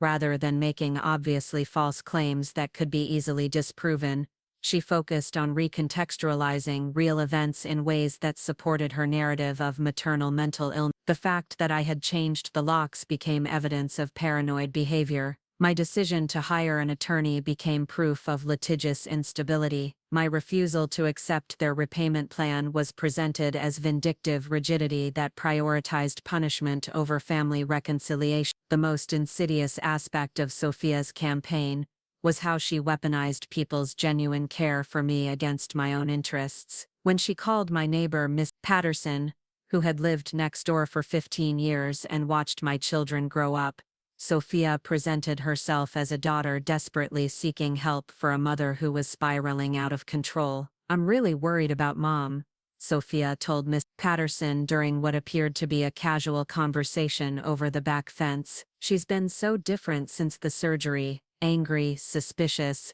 making these wild accusations about things that never happened. I think the medication and the trauma might have affected her more than we realize. She's convinced that Marcus and I stole from her, and now she's actually pressing criminal charges. It's heartbreaking to see her like this." Mrs. Patterson, who had always seen me as the stable, reliable neighbor who helped with emergencies and watched packages during vacations, was genuinely concerned by Sophia's description. When she stopped by my house later that week to check on my well-being, her questions revealed the seeds of doubt that Sophia had planted. "Brenda, honey," Sophia mentioned that you've been having a hard time since your surgery. How are you feeling mentally? Sometimes major medical procedures can affect people in ways they don't expect. Are you getting the support you need to process everything that's happened? Her concern was genuine and kindly meant, but it was based on Sophia's manipulative version of events, rather than any actual observation of concerning behavior on my part. Mrs. Patterson had never witnessed me acting erratically or irrationally, but Sophia's articulate expressions of concern had convinced her that something serious was wrong with my mental state. Marcus took a different but equally destructive approach, focusing on my professional reputation and credibility in ways that could affect my employment and financial stability. He began making inquiries at the medical laboratory where I worked, ostensibly seeking information about resources for family members dealing with relatives experiencing psychiatric difficulties following medical procedure. His conversations with my colleagues were carefully structured to plant doubts about my competence and reliability, without making explicit accusations that could be traced back to him. He would call the lab's main number and ask to speak with supervisors about concerns regarding an employee who might be experiencing cognitive difficulties related to recent surgery and medication. When my supervisor Jennifer received one of these calls, Marcus presented himself as a worried son, seeking guidance about how to help his mother recognize that she might need professional mental health support. He described my increasingly erratic behavior and paranoid accusations against family members as evidence that I might not be capable of performing detailed laboratory work that required precision and sound judgment. "I'm concerned about her ability to function safely in a medical environment," Marcus told Jennifer during what she thought was a confidential consultation about supporting an employee through a difficult recovery period. "She's been making serious false accusations against her own children, pursuing legal action based on delusions about theft that never occurred. I'm worried that whatever's affecting her judgment at home might also be affecting her work performance." Jennifer was put in an impossible position by these calls. As my supervisor, she had a responsibility to investigate any concerns about employee competence, but she also couldn't ignore the possibility that she was being manipulated by disgruntled family members seeking to damage my employment. She began observing my work more closely, looking for signs of the cognitive difficulties Marcus had described, and found herself questioning interactions and decisions that she would normally have considered routine. The psychological impact of being watched and evaluated for signs of mental instability was profound and exhausting. I found myself second-guessing every decision at work, over-explaining routine procedures, and constantly monitoring my own behavior for anything that might be interpreted as evidence of the problems Marcus had described. The stress of maintaining hypervigilant self-control while simultaneously dealing with the ongoing legal proceedings began to take a genuine toll on my emotional and physical well-being. But the most devastating aspect of my children's campaign was how they targeted my relationships with extended family members, systematically isolating me from the support network I had built over decades of maintaining close connections with cousins and family friends scattered across California and Arizona. Sophia contacted my elderly Aunt Teresa in San Diego, presenting herself as the responsible granddaughter dealing with a family crisis that required delicate handling. She described my sudden personality changes and paranoid delusions as symptoms of what she suspected might be early-onset dementia or psychiatric complications from my surgery. "I'm really scared, Tia Teresa," Sophia said during a tearful phone conversation that she recorded and later played for other family members as evidence of my deteriorating condition. "She's making these horrible accusations against Marcus and me, saying we stole from her while she was in the hospital. She's hired lawyers and filed criminal charges against us. I don't know what to do. I think she needs professional help, but she won't listen to us." Aunt Teresa, who was 83 years old and lived alone with limited mobility, was deeply distressed by Sophia's description of my alleged mental decline. She had always seen me as the stable, successful member of our generation, the one who had built a good life for herself and her children despite the challenges of single motherhood. The idea that I might be experiencing psychiatric difficulties was both heartbreaking and terrifying for an elderly woman who was beginning to worry about her own cognitive future. Teresa began calling other family members to share her concerns about my mental state, inadvertently spreading Sophia's manipulative narrative throughout our extended family network. Each conversation added another layer of credibility to the story of my psychological deterioration, creating a cascade of worried relatives who began reaching out to express their concern and offer unsolicited advice about psychiatric treatment and family therapy. When my cousin Miguel called from Sacramento to suggest that I might benefit from professional evaluation by someone who specializes in post-surgical psychological complications, I realized the full scope of what Sophia and Marcus had accomplished. They had successfully convinced people who had known me for decades that I was experiencing a mental health crisis,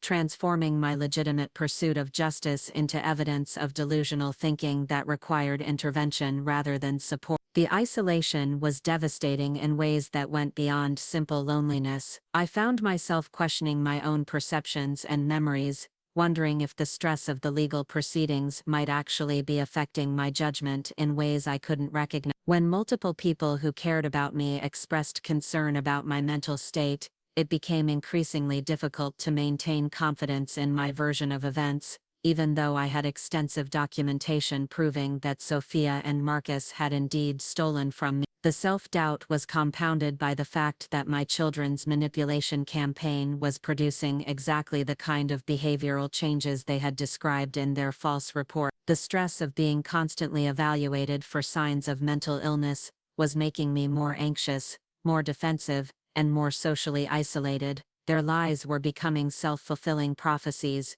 creating genuine symptoms of distress that could be pointed to as evidence supporting their narrative. But the breaking point came when Sophia and Marcus escalated their campaign to include attempts at financial sabotage designed to force me into bankruptcy and homelessness. Marcus had retained detailed knowledge of my financial accounts, passwords, and credit information from the years when he had helped me with online banking and bill payment during his high school year. He began using this information to create financial difficulties that would support their claims about my deteriorating competence and decision-making ability. The first indication that something was wrong came when I received a notice from my mortgage company informing me that my automatic payment had been declined due to insufficient funds. When I called the bank to investigate, I discovered that someone had accessed my checking account online and transferred nearly all of my available funds to a savings account that had been set up with my information but an address I had never used. The bank's fraud investigation revealed that the transfers had been initiated using my correct login credentials and security information,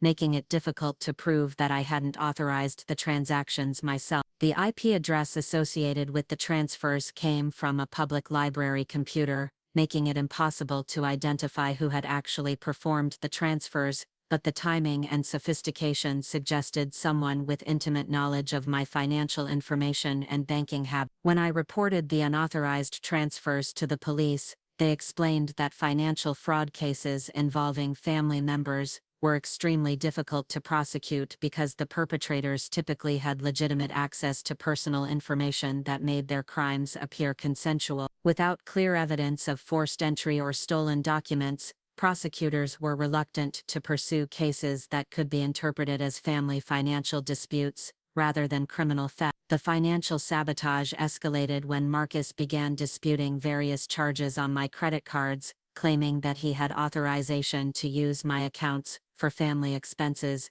and that my recent restrictions on his access constituted a violation of long-standing financial agreement. These disputes triggered automatic freezes on my credit lines, while the credit card companies investigated the conflicting claims about authorized users and account ownership. Simultaneously, Sophia filed complaints with my utility companies, claiming that I had been making threats against family members and might be experiencing psychiatric episodes that could lead to dangerous behavior. These complaints prompted the utility companies to flag my accounts for special monitoring and to require additional security deposits before restoring services that had been briefly suspended during their investigation. The cumulative effect of these financial attacks was to create a paper trail of apparent instability and incompetence that supported their narrative about my declining mental state. Someone reviewing my records would see a woman whose mortgage payments were being declined, whose credit accounts were frozen due to disputes,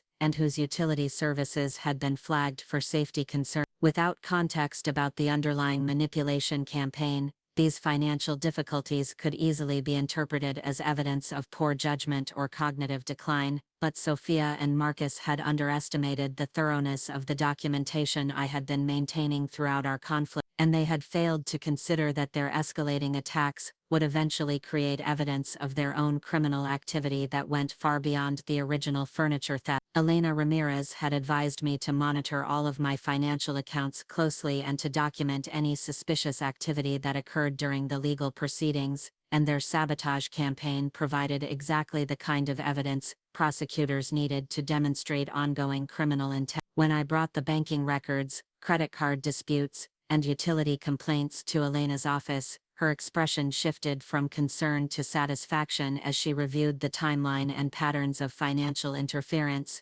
"This is actually very helpful for our case," she explained. "What they've done here is demonstrate that their original theft wasn't an isolated incident of poor judgment, but part of a broader pattern of financial abuse and manipulation designed to control and victimize you." Elena immediately contacted Detective Vega to request additional charges related to identity theft, financial fraud, and ongoing witness intimidation. The new evidence transformed our case from a relatively straightforward theft prosecution into a complex financial abuse investigation that carried much more serious penalties and attracted the attention of prosecutors who specialized in organized fraud schemes. "Your children have made a serious tactical error," Elena explained during our consultation about the additional charges. "They've escalated their criminal activity at exactly the moment when they're under investigation for their original crime. This suggests a level of arrogance and entitlement that juries find particularly unsympathetic, and it provides clear evidence that they pose an ongoing threat to your safety and financial security." The additional charges were filed within 2 weeks,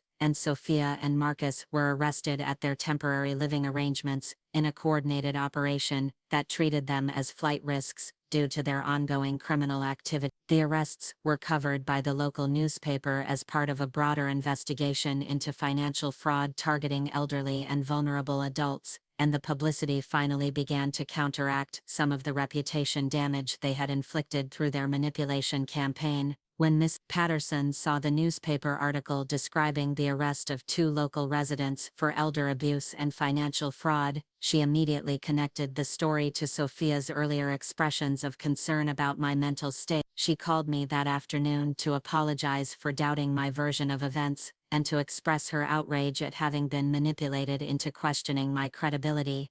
"I feel so stupid," she said during our conversation. "Sophia was so convincing, so articulate about her concerns for your welfare. I never imagined that she was actually the one causing the problems she was describing. How could children do something like that to their own mother?" Similar revelations began occurring throughout my social and professional networks, as people realized they had been manipulated into supporting a false narrative designed to isolate and discredit me. My supervisor Jennifer called to inform me that she had reported Marcus's suspicious phone calls to the company's security department, and that they were considering filing their own charges for attempted interference with an employee's professional standing. But perhaps the most significant shift came when my extended family members began comparing notes about the different versions of events they had received from Sophia and Marcus. When Aunt Teresa spoke with my cousin Rosa about their shared concerns for my mental health, they discovered that they had been given slightly different details about my alleged psychiatric symptoms and behavioral changes. Rosa had been told that I was experiencing paranoid delusions about financial theft, while Teresa had been told that I was showing signs of possible dementia-related confusion about family financial arrangement. These inconsistencies prompted them to contact other relatives who had received similar calls, and they quickly realized that they had been victims of a coordinated manipulation campaign designed to isolate me from family support. The family conference call that resulted from their investigation included more than a dozen relatives from across California and Arizona, all comparing the different stories they had been told about my supposed mental health crisis. The pattern of deception was so clear and systematic that even family members who had initially believed Sophia's tearful expressions of concern were forced to acknowledge that they had been deliberately deceived.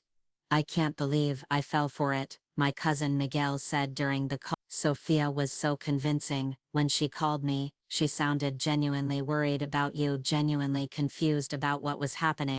But when I compare what she told me with what she told everyone else, it's obvious that she was lying about everything. The family's collective realization about Sophia and Marcus's manipulation campaign created a wave of support and validation that helped counteract months of isolation and self-doubt. Relatives who had been avoiding me based on concerns about my mental state began calling to apologize and offer assistance with the legal proceedings. The network of people who had been turned against me through deception became a network of witnesses who could testify about the systematic nature of my children's manipulation campaign. But the most profound revelation came when I began to understand how long Sophia and Marcus had been practicing these manipulation techniques, and how many of our family dynamics over the years had been shaped by their calculated efforts to control narratives and avoid accountability for their actions. Looking back through the lens of their recent behavior, I began to recognize patterns of emotional manipulation, strategic victim playing,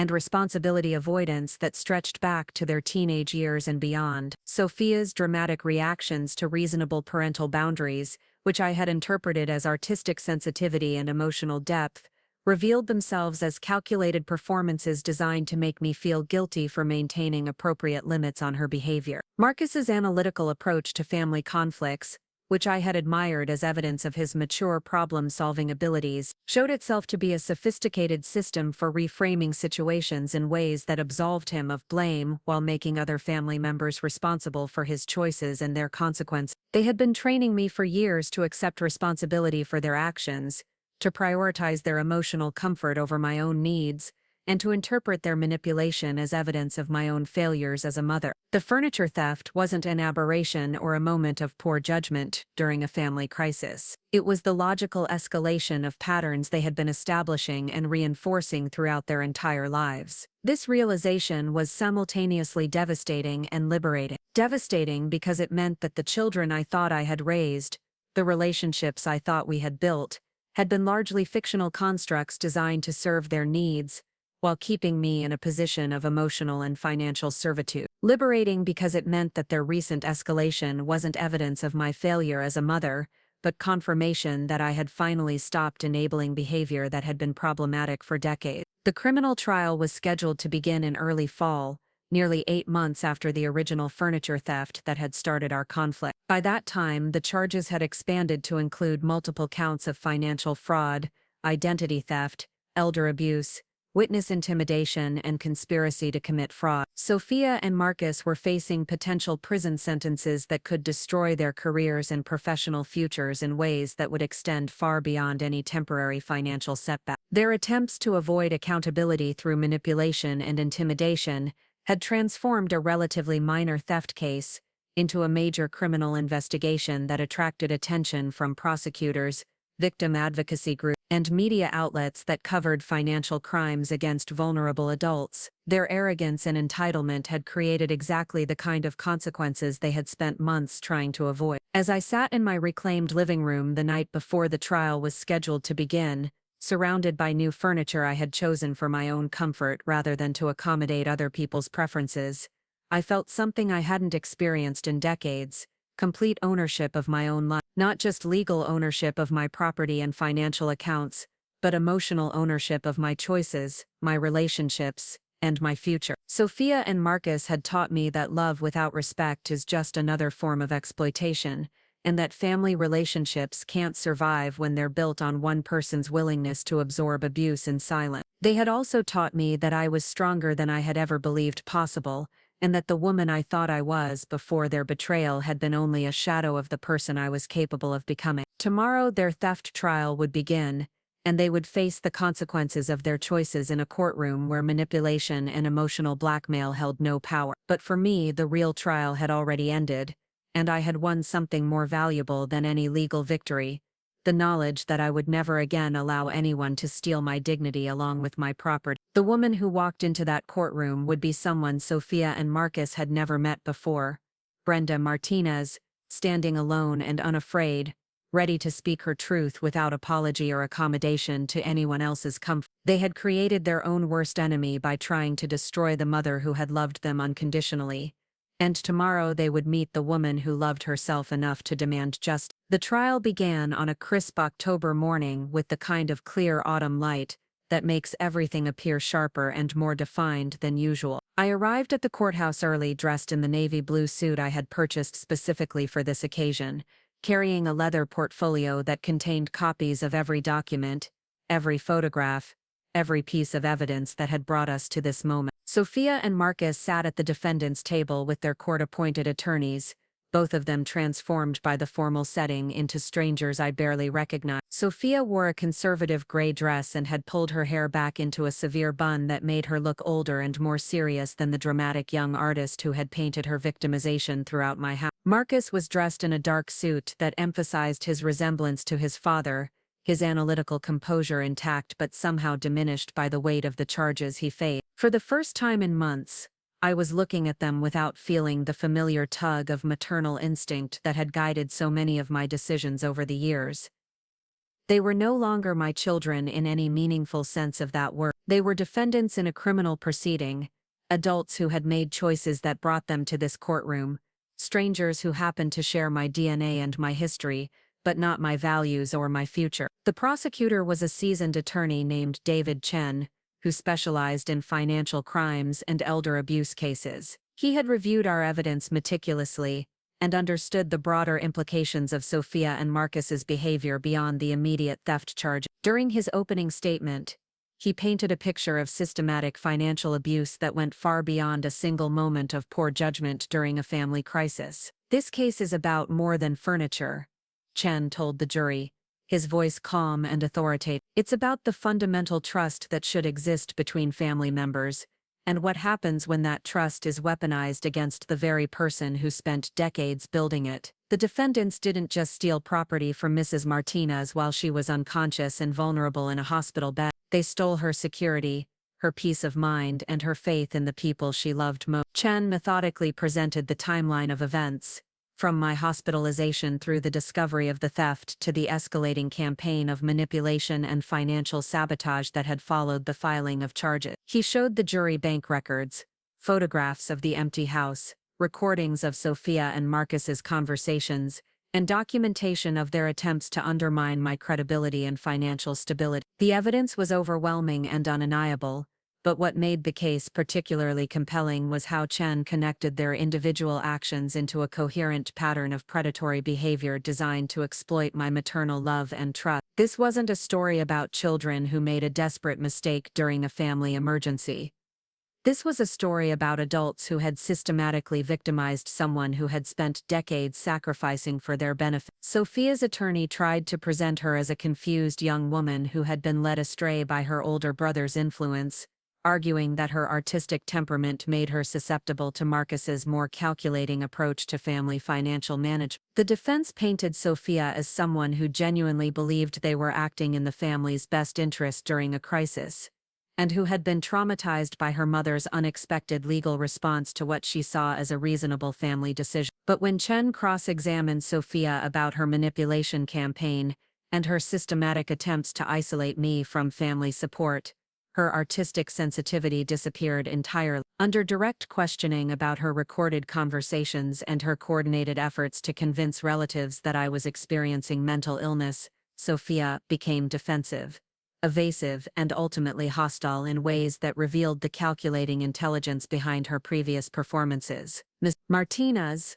Chen asked during a particularly devastating exchange, "when you called your elderly great-aunt Teresa to express concern about your mother's alleged mental state, were you genuinely worried about her psychiatric welfare, or were you attempting to prevent family members from supporting her during the legal proceedings you knew were coming?" Sophia's answer was a masterpiece of circular reasoning and emotional manipulation that convinced no one. "I was worried about my mother because she was acting irrationally, pursuing legal action against her own children instead of accepting our attempts to resolve the situation through family communication and financial compensation. But you knew that the situation you were trying to resolve involved your unauthorized sale of her personal property while she was unconscious in a hospital bed, correct? We made a family financial decision during a crisis.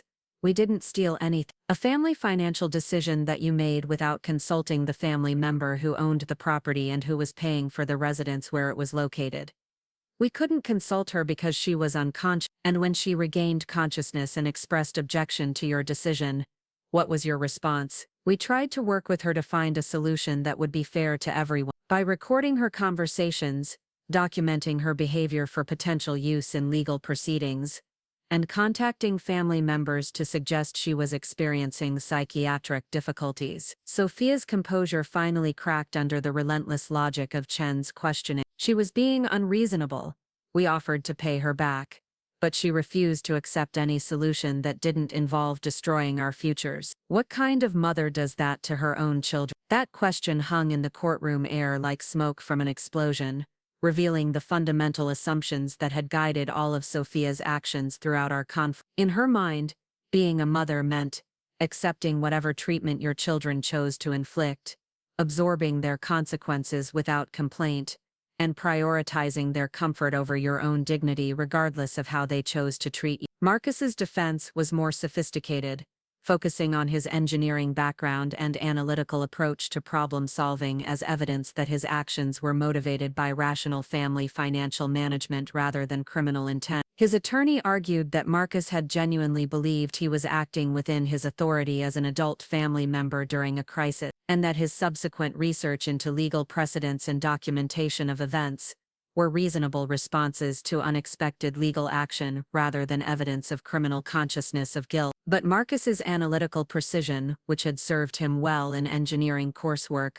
worked against him during cross-examination. When Chen questioned him about the specific timing of the furniture sales, the banking procedures he had used to access my account, and the sophisticated financial sabotage campaign he had orchestrated after charges were filed, Marcus's detailed knowledge of these procedures revealed a level of premeditation and criminal sophistication that contradicted his claims of innocent family crisis management. "Mr. Unanez," Chen said, during one particularly damaging exchange, "you've testified that you believed you had authority to sell your mother's furniture during what you characterized as a family financial emergency. Can you explain why this emergency required the immediate liquidation of personal property rather than the use of established family financial resources such as savings accounts or credit lines?" Marcus's answer revealed the calculated nature of their theft more clearly than any other evidence in the case. The opportunities we were pursuing had specific deadlines that couldn't be extended. Sophia's art program and my internship both required immediate payment or we would lose our spot. Using savings or credit would have taken longer to arrange and might not have provided sufficient funds. So the urgency was created by your desire to pursue these opportunities,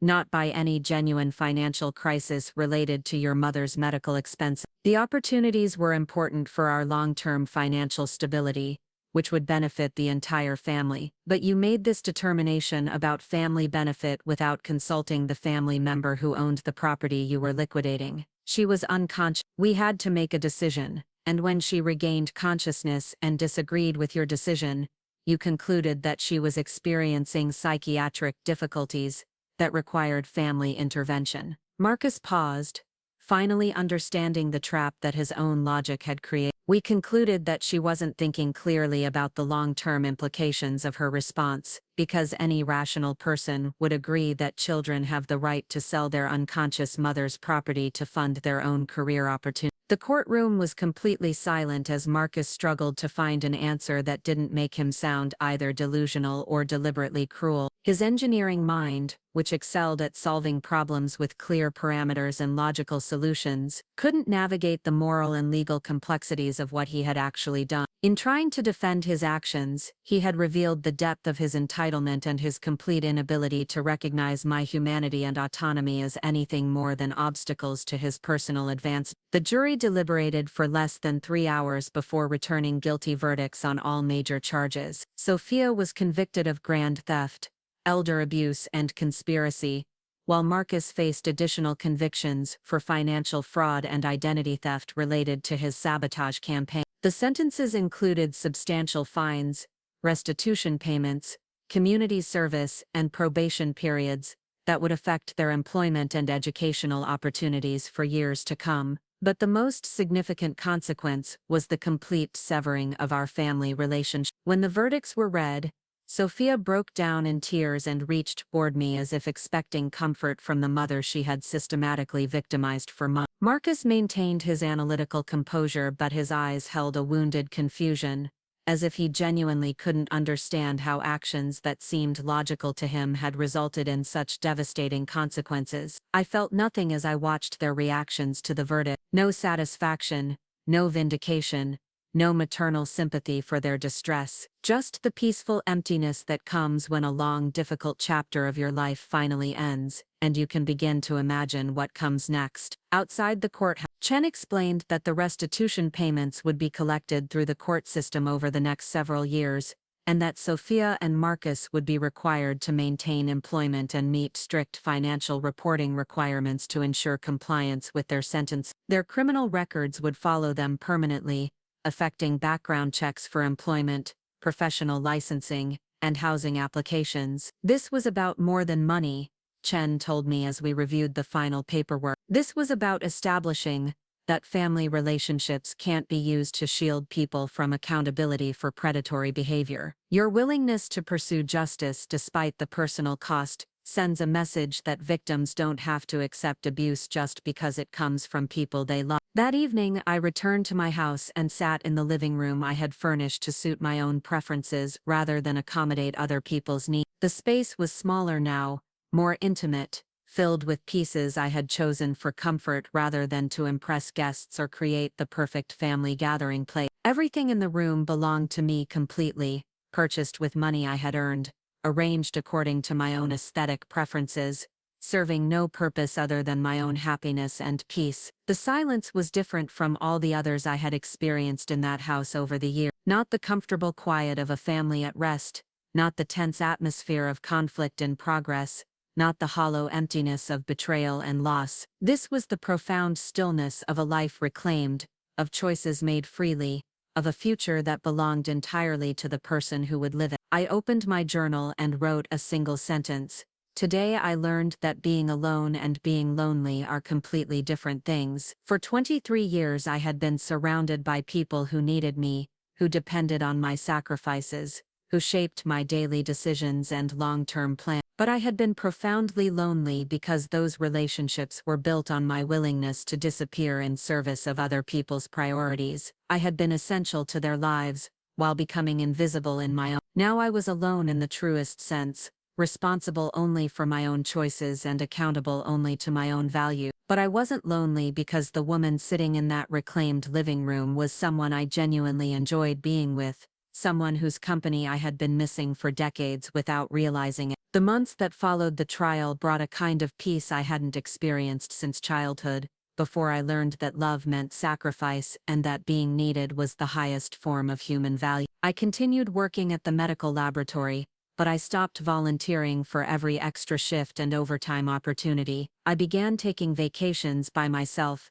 visiting places I had always wanted to see but had never prioritized over family obligations and children's activity. I reconnected with hobbies and interests that had been abandoned during the years when my identity was entirely defined by my role as Sophia and Marcus's mother. I took art classes at the community college, not because I had any particular talent or ambition, but because I enjoyed the meditative process of creating something beautiful for no reason other than my own pleasure. I joined a hiking group for women over 50, discovering that my body was stronger and more capable than I had believed after decades of treating it primarily as a vehicle for serving other people's needs. Most importantly, I began forming relationships based on mutual respect and shared interest rather than on my willingness to provide services or absorb other people's emotional needs without reciprocation. The friends I made during this period knew me as Brenda Martinez, not as someone's mother or caregiver or support system. They valued my company for who I was, rather than for what I could do for them. A year after the trial, I received a letter from Sophia forwarded through Elena Ramirez's office to ensure I couldn't be contacted directly in violation of the restraining orders that had been established during the legal proceeding. The letter was carefully crafted to avoid admitting criminal responsibility while expressing what appeared to be genuine remorse for the pain our conflict had caused. Sophia wrote about her community service work with elderly residents at a local nursing home, describing how the experience had helped her understand the vulnerability she had exploited during my hospitalization. She mentioned that she was working steadily at a gallery in Los Angeles while rebuilding her artistic career, and that the criminal record had made her more determined to prove her worth through legitimate achievement, rather than shortcuts and manipulation. The letter concluded with what seemed like a genuine apology, though it was carefully worded to avoid legal implications. I understand now that what we did was wrong in ways I didn't fully comprehend at the time. I hope someday you can forgive us, not because we deserve it, but because holding on to anger might be hurting you more than it's hurting us. I miss the mother I remember from before everything went wrong, and I hope she's found peace regardless of whether that peace includes us. I read the letter twice, then filed it away without responding, not because I was angry or vindictive, but because I understood that the mother Sophia missed had been a woman who existed primarily to serve other people's needs, and that version of me was gone forever. The peace I had found didn't require their forgiveness or understanding. It was built on my own recognition of my worth and my refusal to accept relationships that required me to disappear. Marcus never wrote, but I occasionally heard about his progress through mutual professional connections in the engineering community. He had completed his degree despite the criminal record and was working for a small environmental consulting firm that specialized in renewable energy projects. His analytical skills remained sharp, but colleagues described him as somewhat isolated, someone who struggled with collaborative relationships, and seemed to approach human interactions as problems to be solved rather than connections to be nurtured. I felt no satisfaction in hearing about their difficulties, but I also felt no responsibility for their future success or happiness. They were adults who had made choices that brought them consequences, and how they chose to learn from those consequences was entirely up to them. My obligation as their mother had ended when they decided to treat me as an acceptable target for theft and manipulation, rather than as a human being deserving of basic respect. 2 years after the trial, on a quiet Sunday afternoon in late spring, I was gardening in my backyard when Miss Patterson came over to chat about neighborhood news and community events. During our conversation, she mentioned that she had seen a moving truck at Sophia and Marcus's old apartment complex, and wondered if they might be returning to the area. Would that bother you? She asked, clearly curious about whether time had softened my position on our family estrangement. I considered the question while deadheading roses that had bloomed more beautifully than ever since I started tending them for my own pleasure rather than to maintain neighborhood appearances. It wouldn't bother me, I said finally. They're free to live wherever they choose, just like I'm free to live my life without them. Mrs. Patterson nodded thoughtfully. You seem different now, she observed. Happier maybe, more settled. She was right. The woman sitting in that garden, surrounded by flowers she had planted for her own enjoyment, was happier and more settled than the woman who had raised Sophia and Marcus with such careful devotion. Not because I had escaped from difficult relationships, but because I had finally learned the difference between love and service, between family and obligation, between being needed and being valued. The sun was setting behind the mountains east of Riverside, painting the sky in shades of gold and pink that reminded me why I had chosen this place to build my life decades earlier. Tomorrow would bring another day of choices made freely, relationships maintained by mutual respect, and activities pursued for my own fulfillment, rather than to meet other people's expectations. I had learned that sometimes the most loving thing you can do for your children is to stop enabling their worst impulses,